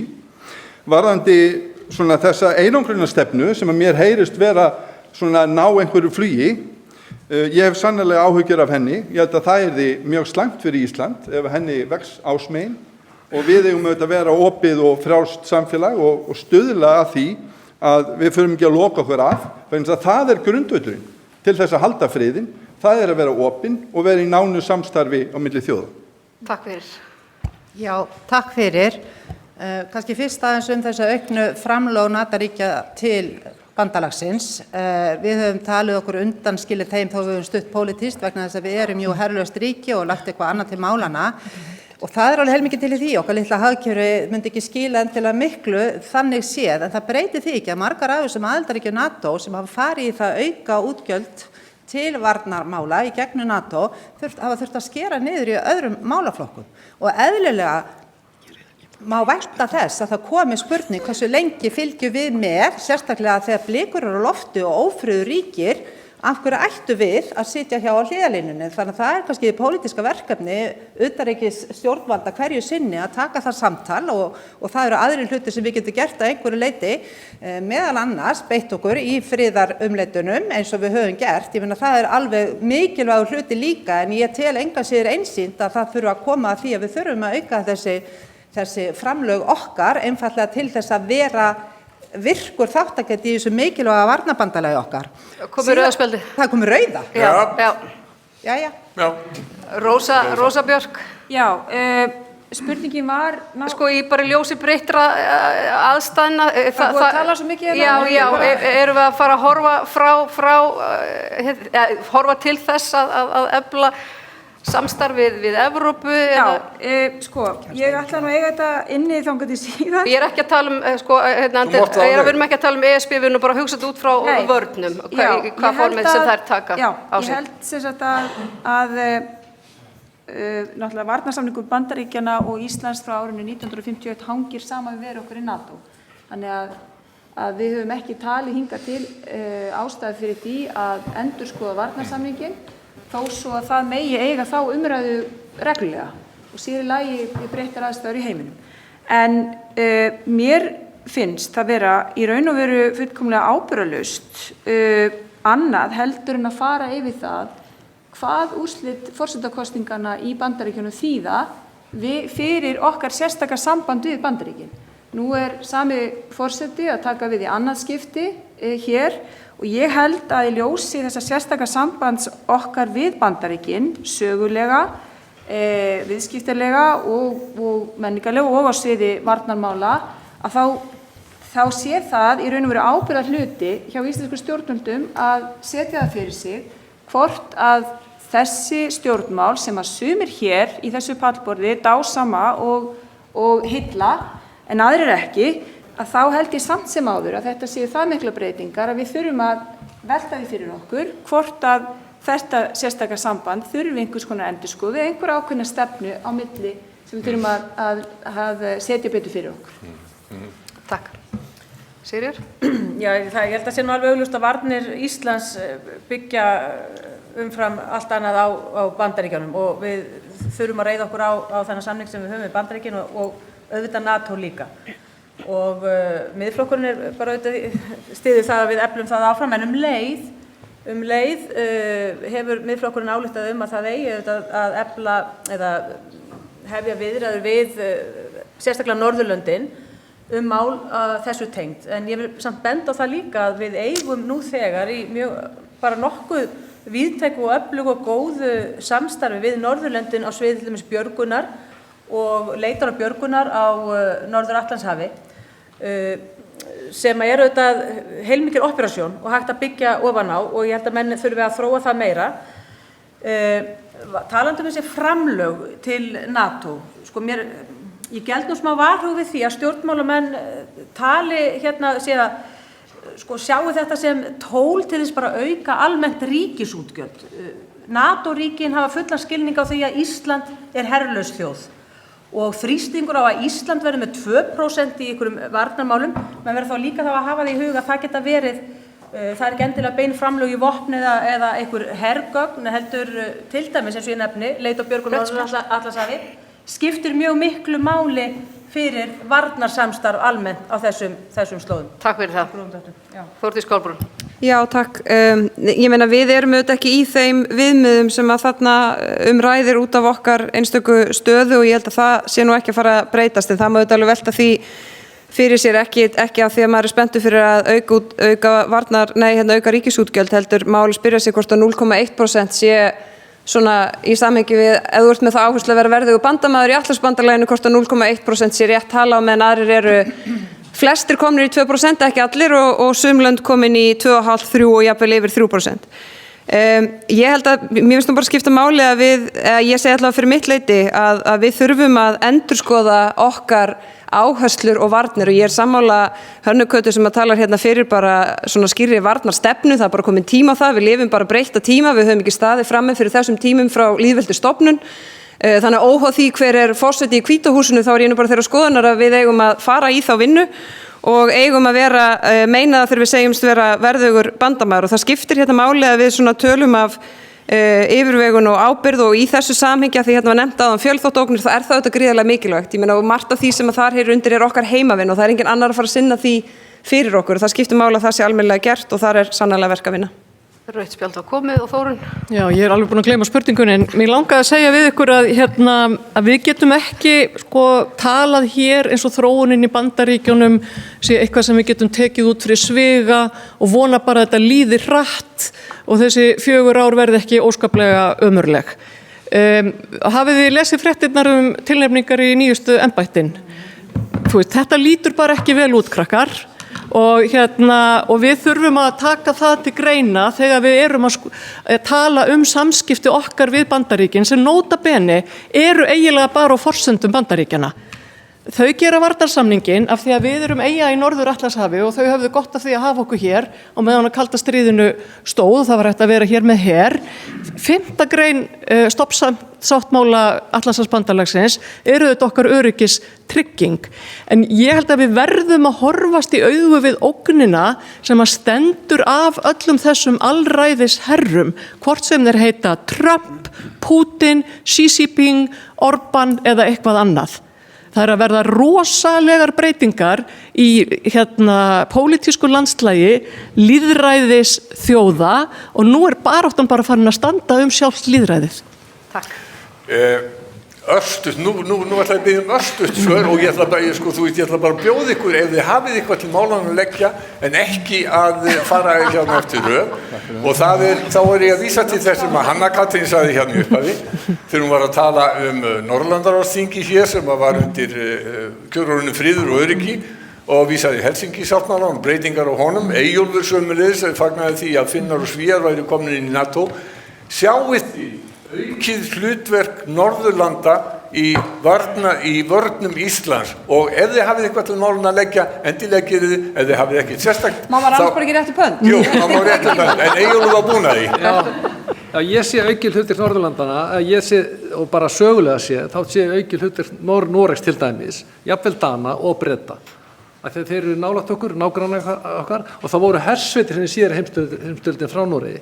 Ég vil aðeins nota tækifæri hana að vísa til þess að það er fáránleg utanríkisstefna að vera að skipta sér innri málið annarra ríkja, hvort þessi ráðningar annað og forseti Bandaríkjanna Eyjólfur, við höfum að virða lýðræði, það er grundvallaratriði. Þetta kemur Norðurlandunum ekki til. Þórdís Kolbrún var búin að biðja orðið næst og svo Hanna Katrín. Já, ég var eiginlega bara réttu pönt til að segja já, ég held absolutt að það muni verða meira samstarf, það hefur auðvitað orðið undanfarið bara 3 ár, hefur það bara í rauninni tekið mjög miklum breytingum og við eigum mikið undir að það haldi áfram að þróast en þá aftur þarf að líka að líta til þess hvað þau eru að gera og hvað við erum að gera og hvort að það sé svona nægilegt samhengi þar á milli, en absolutt. Já, takk.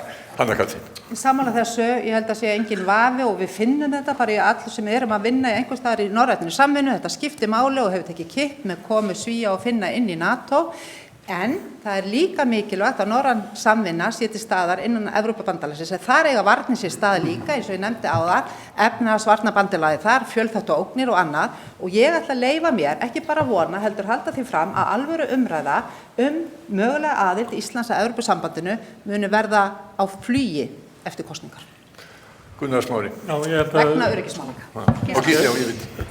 Ég held að samskipti og samvinna við Norðurlöndin ætti að vera lykilatriði í íslensku utanríkisstefnu. Við ættum að byggja upp samstöðu til dæmis með Noregi sem hefur á mörgu leyti haft aðeins skárri stefnu gagnvart Palestínu heldur en við höfum haft. Það er margt sem við getum gert þar. Það er svolítið leiðilegt að sjá að þegar það verður að tala öryggismálin í Norðurlöndunum þá kemur það í kjölfar Úkraínustríðsins með þessum svona hervæðingarblæ sem það hefur verið. Það kom mér á óvart að sjá forsætisráðherra Norðurlandana samþykkja lýsa yfir stuðningi við áætlun Zelenski sem að meðal annars fól í sér að Úkraína gekk beint inn í NATO sem myndi þýða það að við varum komin í stríð við Rússland. Það kom mér líka óvart að hlusta á að því að það var nefnt Bjarni Benediktsson sem hafði gert varnarsamning í Úkraínu sem metin á 25,5 milljarða. Bara þurfa, og síðan heyrði maður hann lýsaði yfir hann alltaf tvöfaldaframlagið og það var talað að þetta hefði allt verið afgreitt í utanríkismálanefnd áður. Nei, á Alþingi. Á Alþingi, til dæmis þessar yfirlýsingar tvöföldunarframlaginu eða það sem stór ákvörðun. Að taka ákvörðun það að Ísland sem fylgjandi því að Úkraína gangi strax Gunnar Smári. Alþingi að hér er fólk frá Þú ert vanur þáttastjórnandi og veist að þú ætti að svara, þú ætlast til þess að þínum viðmælum og þeir svari spurningunni en fari ekki út í eitthvað annað. Gísli. Þetta var Já, ég held að það sé mjög mikilvægt að efla samstarf á Norðurlöndum þegar kemur á vörnum en líka þegar kemur að friði. Og við höfum líka að horfa til þess að við getum unnið bæði með Norðurlöndunum og eins með Eystrasaltsríkjunum og höfum verið að gera þegar kemur að til dæmis mannúðaraðstoð og ýmsu öðru tengt Úkraínu þar sem að Norðurlandaþjóðirnar og Eystrasaltslöndin hafa verið að gera hluti eins og að þjálfa upp fólki að leita að jarðsprengjum, þjálfa upp sjúkraliða til að vera á vígvöllunum þegar það kom að stríðssjúkrahúsinu sem að Ísland gaf Úkraínu.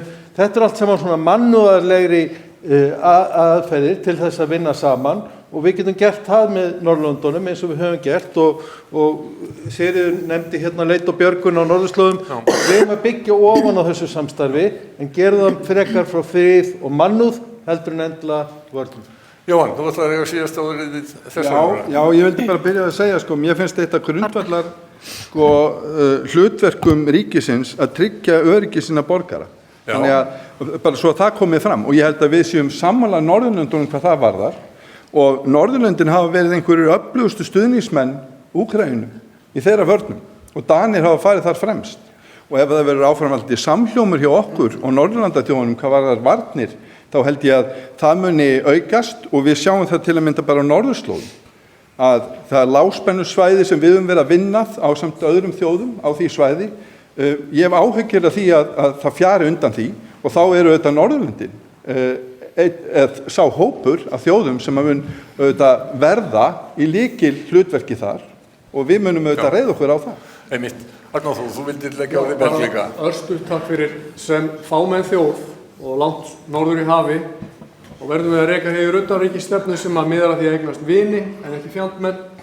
Sögulegar og menningarlegar rætur okkar gera það verkum að við höfum að treysta og vökva samstarfið við Norðurlandaþjóðirnar. Herlaus þjóð er ekki neitt í siðferðilegri stöðu til að hella olíu á ófriðarbál. Það verðum að virða.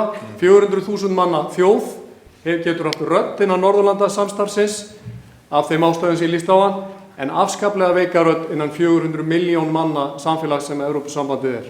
Takk, Rósa. Já, ég bara vildi koma því að ég held að við getum öll verið sammála það að við viljum styrkja og efla samstarf Norðurlandana og kannski ástæða fyrir því að við erum ekki að rjúka hérna fram til þess að réttu pöndinni hvað það varðar og Vinstri-hreyfingin grænt framboð þar með sjálfsögðu.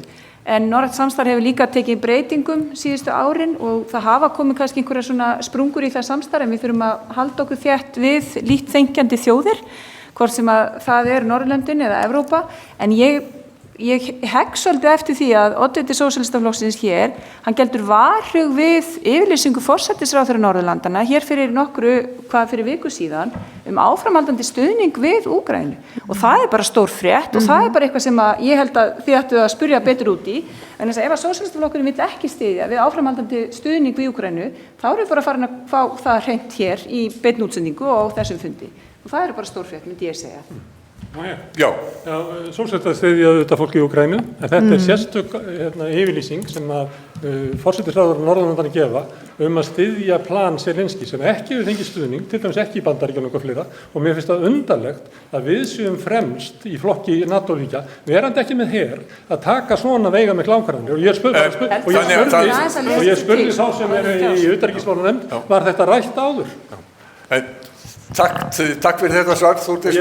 Friðarplan Zelenskí var meðal annars til umræðu á leiðtogafundi Evrópuráðsins fyrir ári síðan hér í Reykjavík. Það var til umræðu þar. Þannig að ég held að menn ætti nú líka bara aðeins að lesa sér til áður en fara að tjá sig svona mál. Þórdís. Já, bara ein setning út af þessu sko, því að hér var nefnt að fámenn herlaus þjóð sé ekki neiti siðferðslegri stöðu til þess að taka afstöðu. Ég ætla bara að snúa því við og segja að þjóð sem að treystir á varnir annarra ekki í siðferðslegri stöðu til þess að sitja hjá þegar áreynir eins og gerir nú. Þórunn? Já, ég á hægri kantinum vildi gjarnan fá að komast aðeins inn í þetta. Sko, mér finnst vera að myndast svona nokkuð skýr mynd af því hverjir eru í raun og veru, hvaða flokkar hér styðja það varnar og öryggissamstarf sem við erum í og hverjir gera það ekki. Athyglisvert mjög.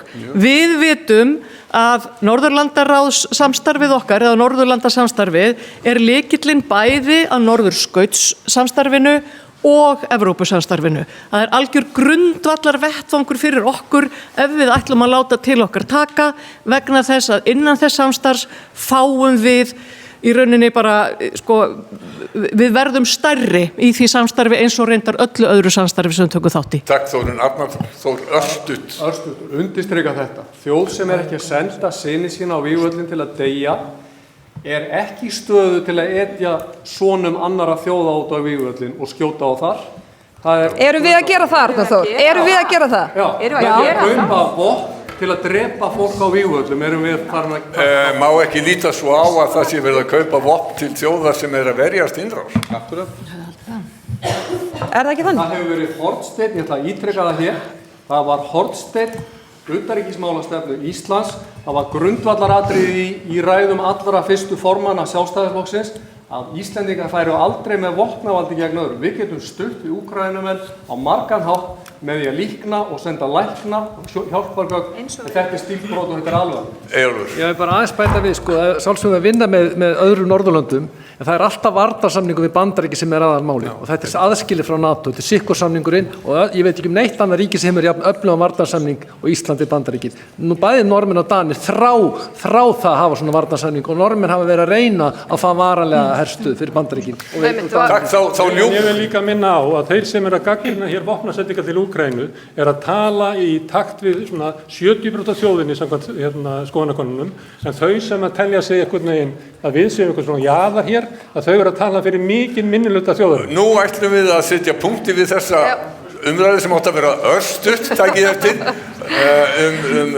samstarf Íslands við Norðurlöndin. Rakel.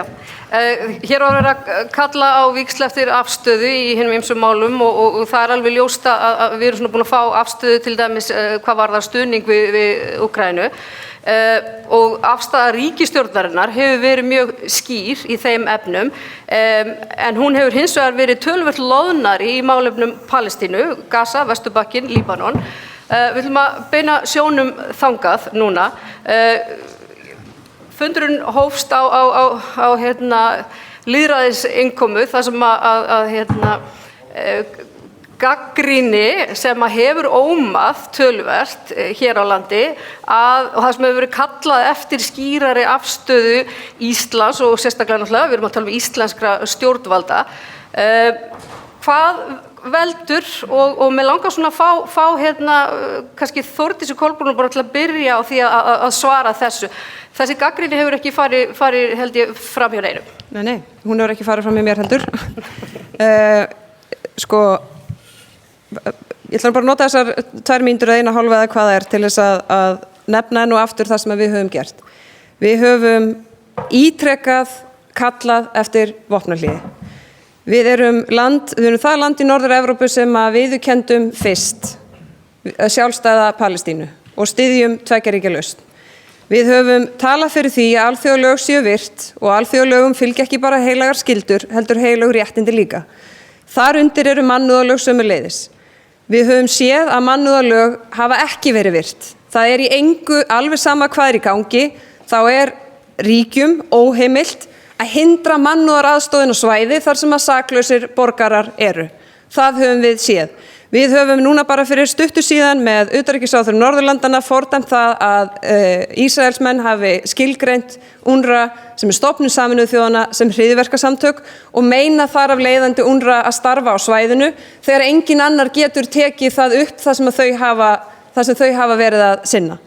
Við komumst ekki á næsta stað í einhverju sem því miður virðist svo langt frá okkur þar sem að þessir aðilar á þessu svæði geta lifað einhvern veginn í friði fyrir en að drápin bara verða stöðvuð. Og þar höfum við bent á það að við höfum talað samkvæmt okkar línu og nota þann vettvang sem að við höfum í alþjóðasamstarfi og annars staðar til þess að gera það. En svo kaldi veruleikinn sá að þeir aðilar sem að mest hafa áhrifin verða auðvitað að sýna í reynd að það sé vilji til þess að komast á þann stað að geta farið að ræða það hvernig að byggja upp. Þannig að ég hef heyrt alla þessa gagnrýni en ég sjálf og íslensk stjórnvöld með okkar fólki verið með skýrar línur sem að ég tel að skipti máli og hvíla í því að alþjóðalög séu virt og treysta þeim stofnunum sem að taka við málum og fara með þau gegnum sín ferli til þess að komast að niðurstöðu og virða sjálfstæði þeirra. Það komið rautt spjald, en mér langar samt til að fylgja þessu eftir af því að sko, ég held að þú maður þurfi ekki að vera að taka einhverja sérstaka afstöðu þegar ég segi það upphátt að framganga ísraelskra stjórnvalda til dæmis gagnvart stofnun eins og Sameinuðu þjóðunum. Ég held hún sé fordæmalaus. Ég finn hvergi neitt í líkingu við þetta þar sem framkvæmdastjóranum beinlínis meinað að koma inn á svæðið, hjálpar gögn og hjálpar starfsmenn, það hefur verið sett upp hindranir af öllu og beinlínis bara stoppað. Því nú oft talað að við óvenjulegar og hörmulegar aðstæður, þá kannski breytir maður aðeins, hvað ég að segja, svona diplómatískum leikreglum. Ekkert af því sem hefur verið að gerast, svona hvernig þessi stigmögnun, til dæmis bara gagnvart Sameinuðu þjóðunum og Ísland tekur náttúrulega sæti í mannréttindaráði á 9 ári, sem kallar á einhverja skýrari framgöngu íslenskra stjórnvalda. Sko ég tek undir það með þér að það sem við erum að sjá núna eitthvað sem við auðvitað höfum ekki séð og ef að við getum ekki einhvern veginn staðið vörð Sameinuðu þjóðirnar og treyst starfsemi þeirra að þá veit ég ekki alveg á hvaða stað við erum komin og ekki ég að halda því fram að Sameinuðu þjóðirnar séu fullkomnar eða gallalausar en það það kerfi sem við höfum og við höfum engan annan valkost.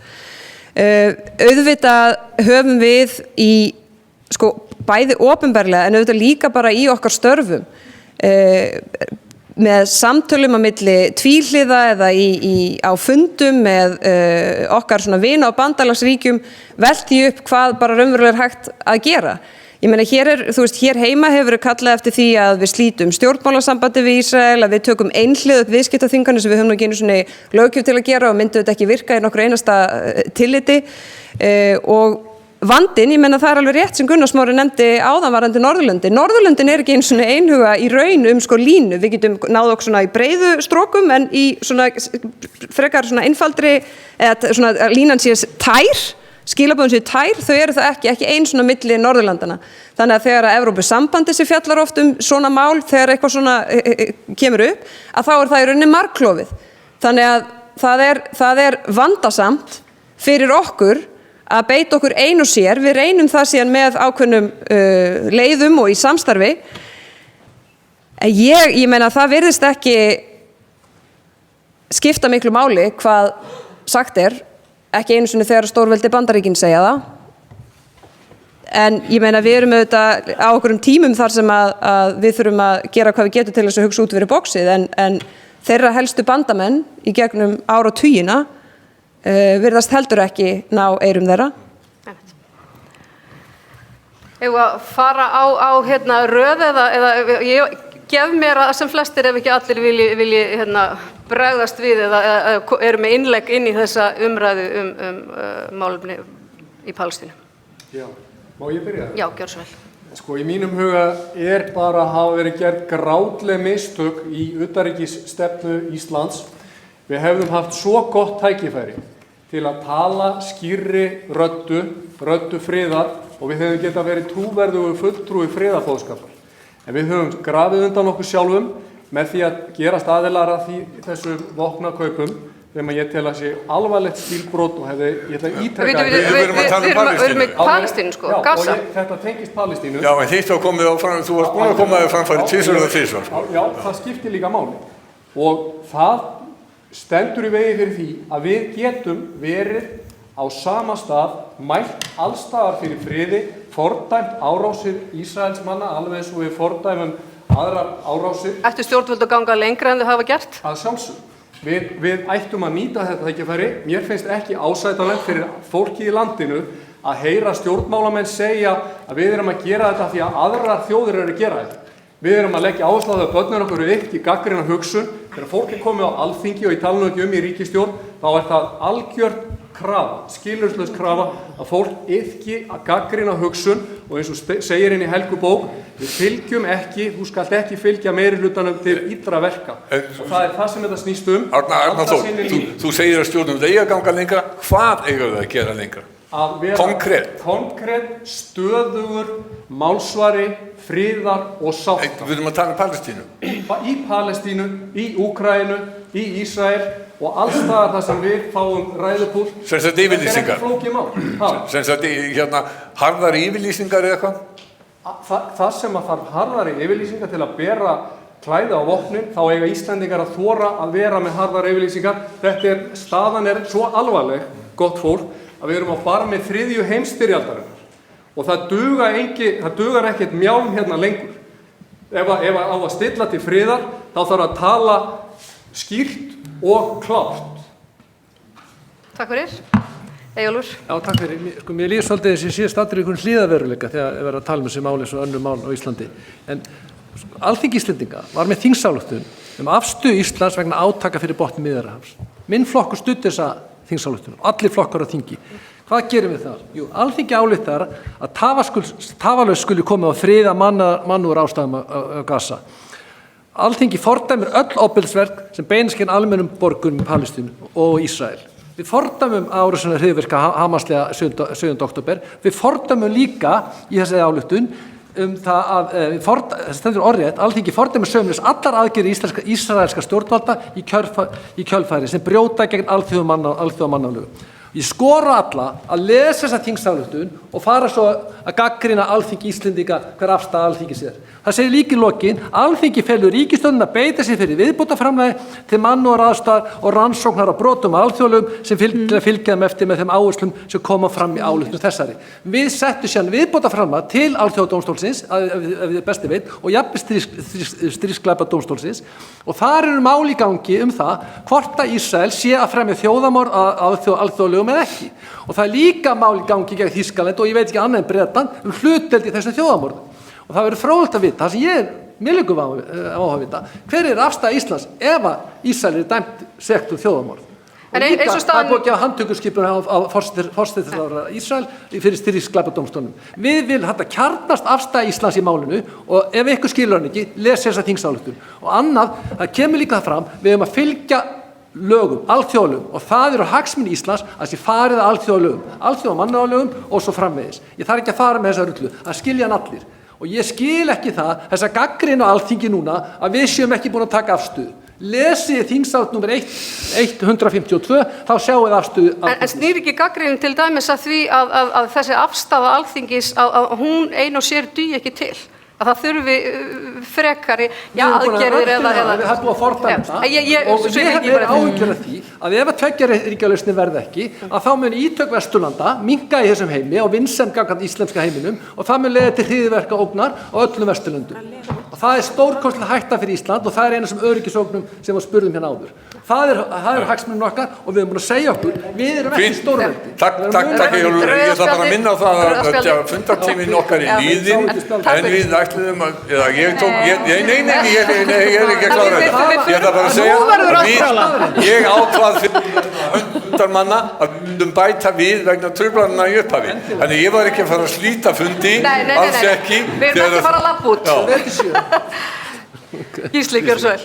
Já, við Píratar stöndum með Palestínumönnum í þeirra í því ástandi sem þeir eru í núna og við viljum að Ísland beiti sér fyrir friði og gegn þjóðarmorðinu sem er að eiga sér stað í Palestínu.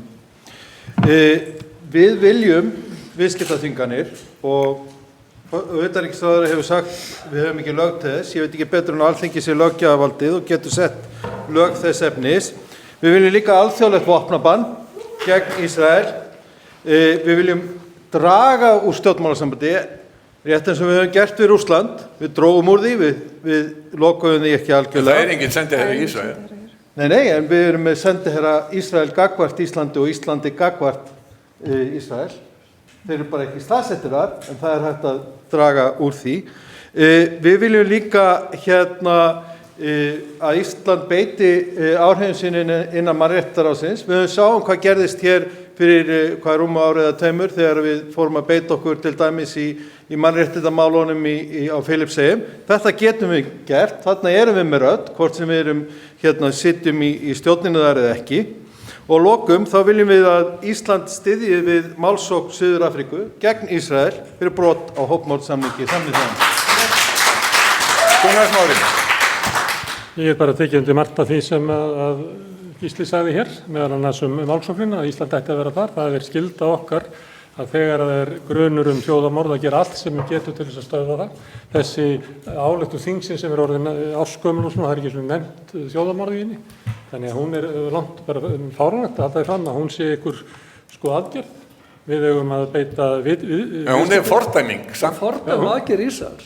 Hún fordæmir ekki þjóðarmorð. Hvað getum við gert meira? Fordæming þjóðarmorð. Við erum ekki dómarar í sökin, það máli er fyrir dómstóla. Ísland getur orðið aðili að málsókn Suður-Afríku. Skoðum málinu, það er dómstóla sem taka máli fyrir.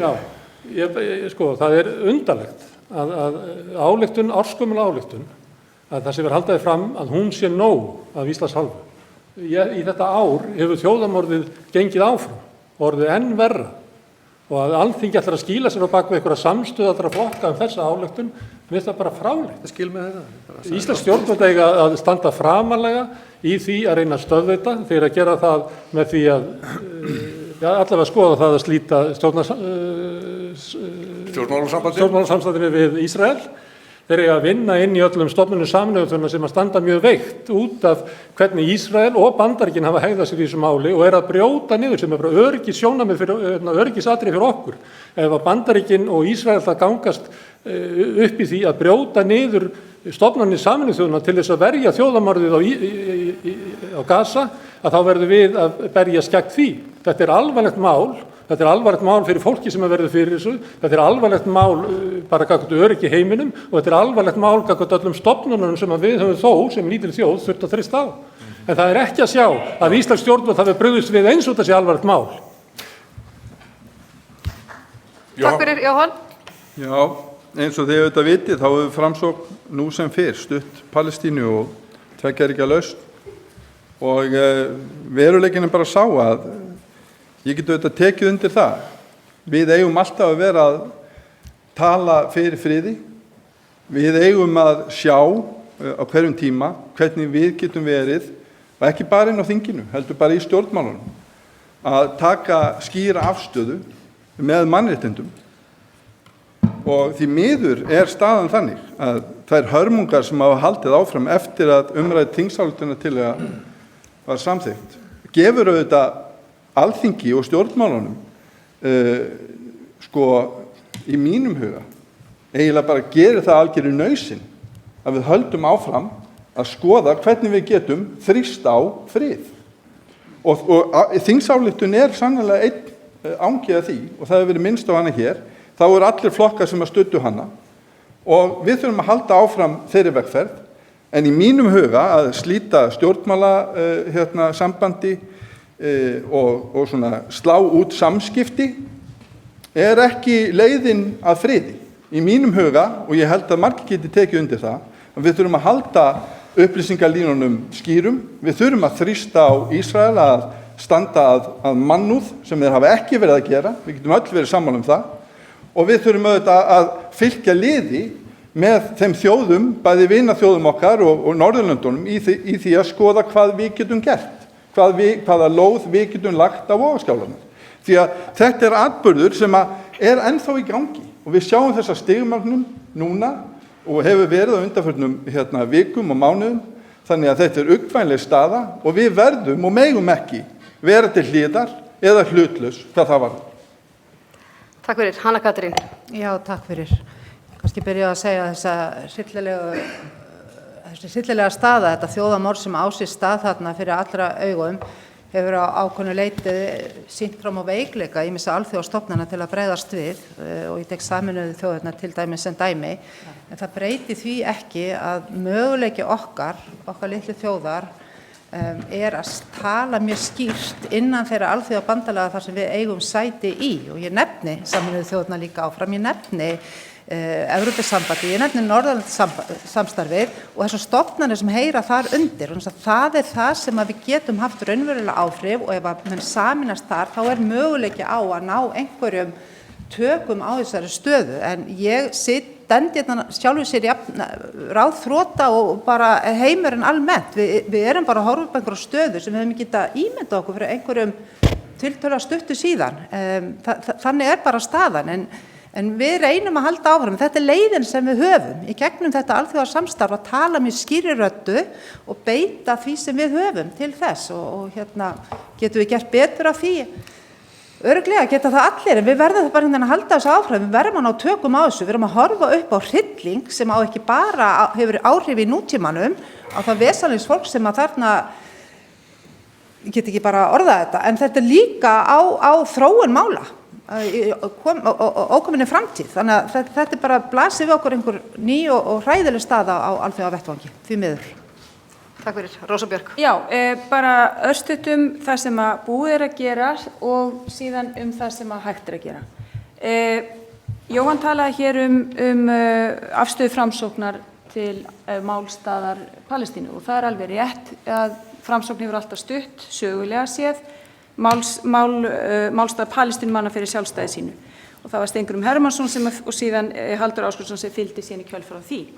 Í tíð ríkisstjórnar Vinstri-hreyfingarinnar Græns framboðs og Samfylkingarinnar var Ísland fyrst vestræna ríkja tilbúið til að lýsa yfir stuðningi við sjálfstæði Palestínu og ég gríðarlega stolt af því framtaki. Á þessu kjörtímabili og ég ætla bara að leyfa mér að segja það að hafi verið mjög margt af því fyrir tilstuðlan Vinstri grænna í ríkisstjórn og Katrín Jakobsdóttur sem forsætisráðherra.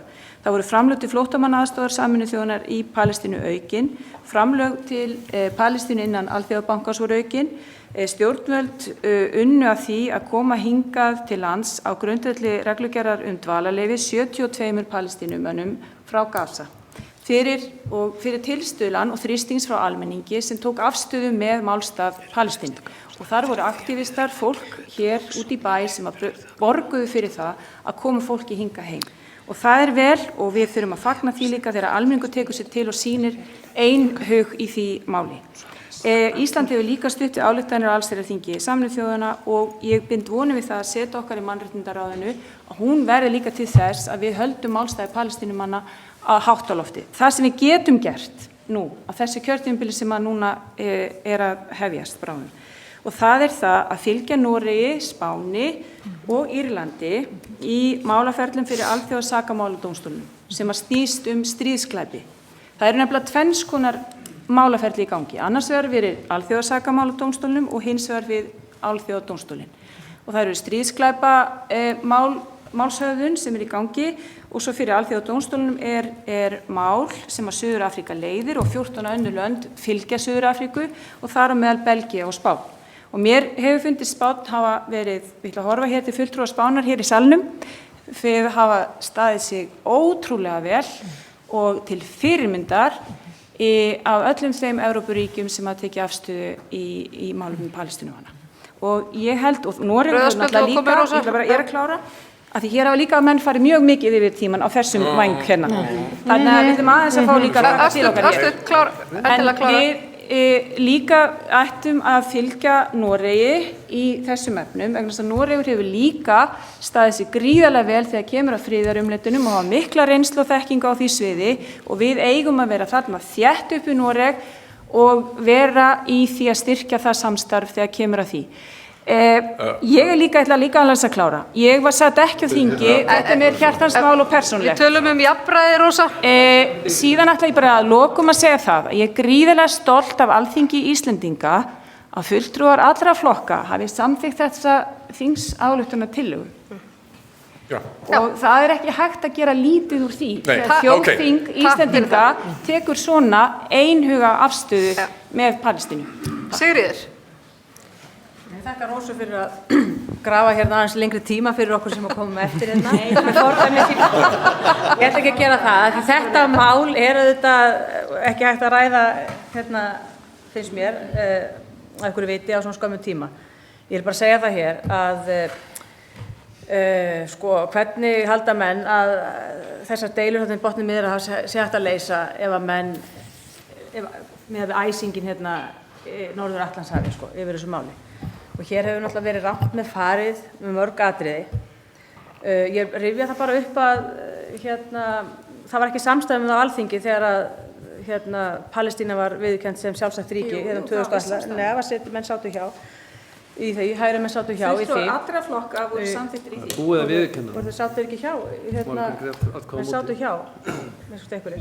Og ég segi fyrir mitt hluti, ég er nú ekki vissum að ég hefði greitt því atkvæði.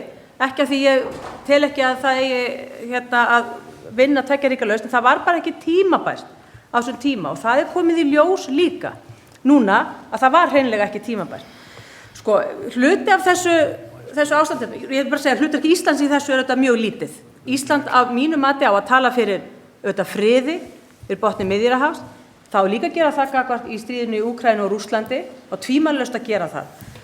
En ég vil samt bara nefna það hér, af því hér eru mörg orð og þau verða ekkert sönn þótt að menn endurtaki þau í sífellu þjóðarmorð. Það kann nú kannski, rétt að menn hafi veltið því hans fyrir sig hvort það geti verið að viðbrögð Ísraelsmanna við árásinni 7. október, þar sem að menn fóru með yfirlýst markmið að slátra ísraelsku þjóðinni inn til Ísrael, að þau viðbrögð að þau skoðist, að þau, heyrðu, má ég tala hérna? Við skulum leyfa henni að lýsa yfir sinni skoðun og Þeir sínum voru mati. viðbrögð 7. október fyrir árið síðan og þar sem Þögn í salnum. Svona er þessu umræðu öll orðin. Þar sem að menn fóru hér út á götur jafnvel á Íslandi og fögnuðu. Já, menn fóru hér og keyrðum, ég var nú bara vitnað því sjálf, ég fór út sjálf og var vitnað því. Og stjórnvöld á Íslandi meiri segja, með semingi seint og ég hef gert athugasemdir við það, stígur mjög seint fram til þess að fordæma þann atburð.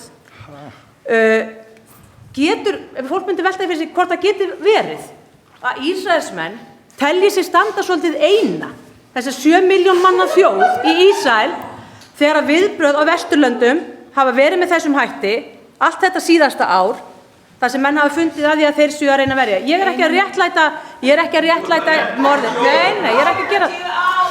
Við skulum. Ég er ekki að gera það. Sigríður hefur orðið. Ég er að nefna, það er fleiri sem geta skammað sín. Ég geti örugglega skammast mín út af ýmsum hlutum, en ekki því sem ég er að segja núna. Mér finnst mjög undarlegt að menn hérna á Íslandi, að það hafi til dæmis, tökum bara þegar ár var liðið frá þessum voða atburðum 7. október. Það var voða lítil umræða það.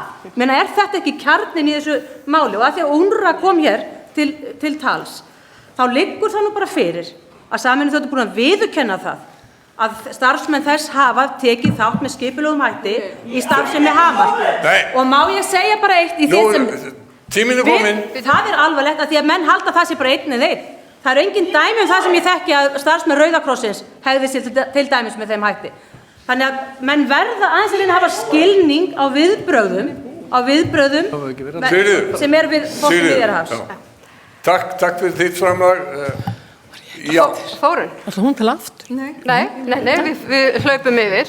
Ég ætla ágætu áheyrendur og félagar að byrja þar sem að Rósa Björk endaði. Ég ætla að taka undir allt sem Rósa Björk sagði og ég veit að þið munið það.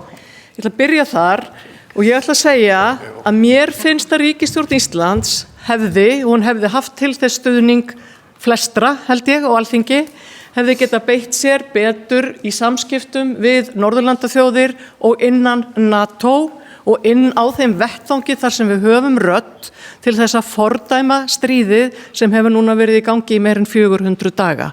Ég hef kallað það drög að þjóðarmorði. Það er augljóslega þjóðernishreinsanir í gangi. Það eru augljóslega verið að brjóta öll alþjóðalög og mannúðarlög. Og það sem að gerast fyrir botni Miðjarðarhafs mun væntanlega skilgreina alþjóðamálin næstu 50 til 100 ár, rétt eins og það sem að gerðist fyrir 80 árum hefur skilgreint málin hingað til. Þannig að við þurfum bara að vita hvort við ætlum að vera, eins og Kaninn segir, réttum megin þegar sagan er sögð. Og ég held að dómur sögunar verði mjög þungur, en við vitum líka að umhverfið er þannig að Ísrael fer eins langt og Bandaríkin leyfa þeim og Bandaríkin eru bara búin að vera úr leik síðan í júlí þegar að Biden hætti við að fara fram aftur og nú erum við komið með Trump og ég held að við séum að horfast í augu við þjóðernishreinsanir og þjóðarmorð sem við höfum ekki séð áður á þessum slóðum. Takk. Takk fyrir. Það líður á lokum, við erum komin dálítið fram yfir og það verður að kenna fundarstjórunum það að þeir hafa verið alltaf slakir við það að grípa fram í fyrir og þakka niður í fundarmönnum, en þetta hefur verið að mörgu leyti mjög upplýsandi umræða. Hún hefur dregið fram skýran skoðanamun en ákveðna samstöðu líka. Við ætlum í lokin. Já, við ætlum að leyfa ykkur, þó við séum bara með þennan eina málaflokk, að ef er einhver skilaboð sem þið hafið bara almennt í þessum málum, þetta er í rauninni bara eins og hefðbundnu lokaorð. Lokaorð, 20 sekúndur, ef það er eitthvað svo átt eftir að segja örstutt, en annars er þetta í rauninni búið. Þannig að Arnar, gjörðu svo vel. 20 sekúndur, bara kæru Íslendingar, ég bið ykkur nú að íhuga það alvarlega þegar þið farið að kjósa, hvort að þið eru tilbúin að hlusta á endurtekin loforð sem að hafa í öllum tilvikum verið svikin. Þetta er einn og sami flokkurinn með marga hausa sem vinna saman þvert á loforð og eru reiðubúnir að ganga bak alls þess sem það var lofað eftir á fyrri stigum. Takk fyrir. Komið til að hreinsa til og hleypa nýjum. Takk fyrir. Já, ég vil bara taka undir það að mjög áhugaverður ríkjahópur sem er Spánn, Írland og Noregur varðandi málum Palestínu og við erum að horfa meira til Noregs svona utanríkismál, byggjar góðum gildum og ég tel að það sé mikið samstáð í Íslandi og það er ekki kosið þetta mál núna í ár, utanríkismál, og það er vonandi sátt utanríkismál næsta kjörtímabili og ég tel að við ef við gerum eitthvað í þróunarmálum og slíkt, það að berjast til dæmis fátækt barna og öðru slíku, það að vera gunnugildi Íslands í utanríkismálum. Takk fyrir. Friður og fara að lögum. Takk fyrir. Gísli? Já, við þurfum mannúðlega utanríkisstefnu þar sem Ísland er með öfluga rödd á alþjóðavettvangi þegar kemur að friði, mannúð, mannréttindum og alþjóðalögum. Takk. Gunnar Smári.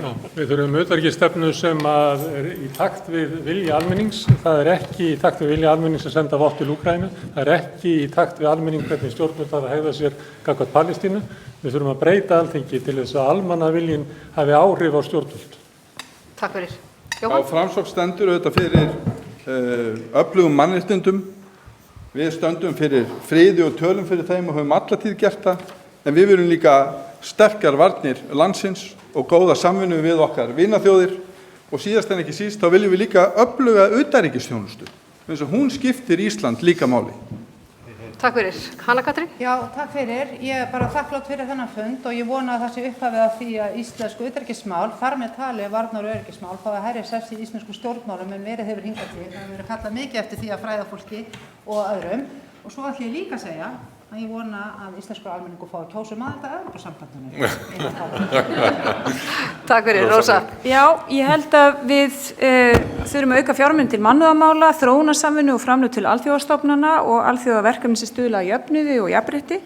Og ég á þeirri skoðun að allir flokkar þurfi að búa sér til Evrópustefnu þar sem að Evrópa mikilvægasta viðskiptasvæði okkar og ekki bara á efnahagssviðinu heldur líka á menningarsviðinu og samfélagslega og síðan þurfum við að tala áfram fyrir frið eins og við höfum gert. Já, takk. Sigríður. Ísland á svo sannarlega erindi og rödd á alþjóðavettvangi og við höfum auðvitað að leggja okkur fram að leggja gott eitt til á alþjóðavettvangi en hafa það þó alltaf í huga í alþjóðlegu samstarfi að það eru þjóðlegar skyldur sem ganga framar alþjóðlegum skuldbindingum. Takk fyrir. Þórdís. Já, ég ætla bara að segja að engin eyland og ekki heldur eyja eins og Ísland og við erum ekki ónæm fyrir því sem að gerast í útlöndum og það skiptir í alvörunni máli að vanda sig og fullorðast þegar kemur að utanríkismálum. Takk fyrir. Þórunn? Já, ég held að við eigum að gera það sem ég nefndi hér í upphafi þessa fundar. Við eigum að skilgreina betur hlutverk okkar sem friðflytjendur og baráttufólk fyrir mannréttindum. Við eigum að gera það innan þeirra stofnana þar sem við störfum og við eigum auðvitað að hafa í huga varnir og öryggi alla þá þætti í þessari stefnumótun og svo þurfum við að skipta ríkisstjórn eftir 30. nóvember. Takk. Klappa fyrir þáttakendum.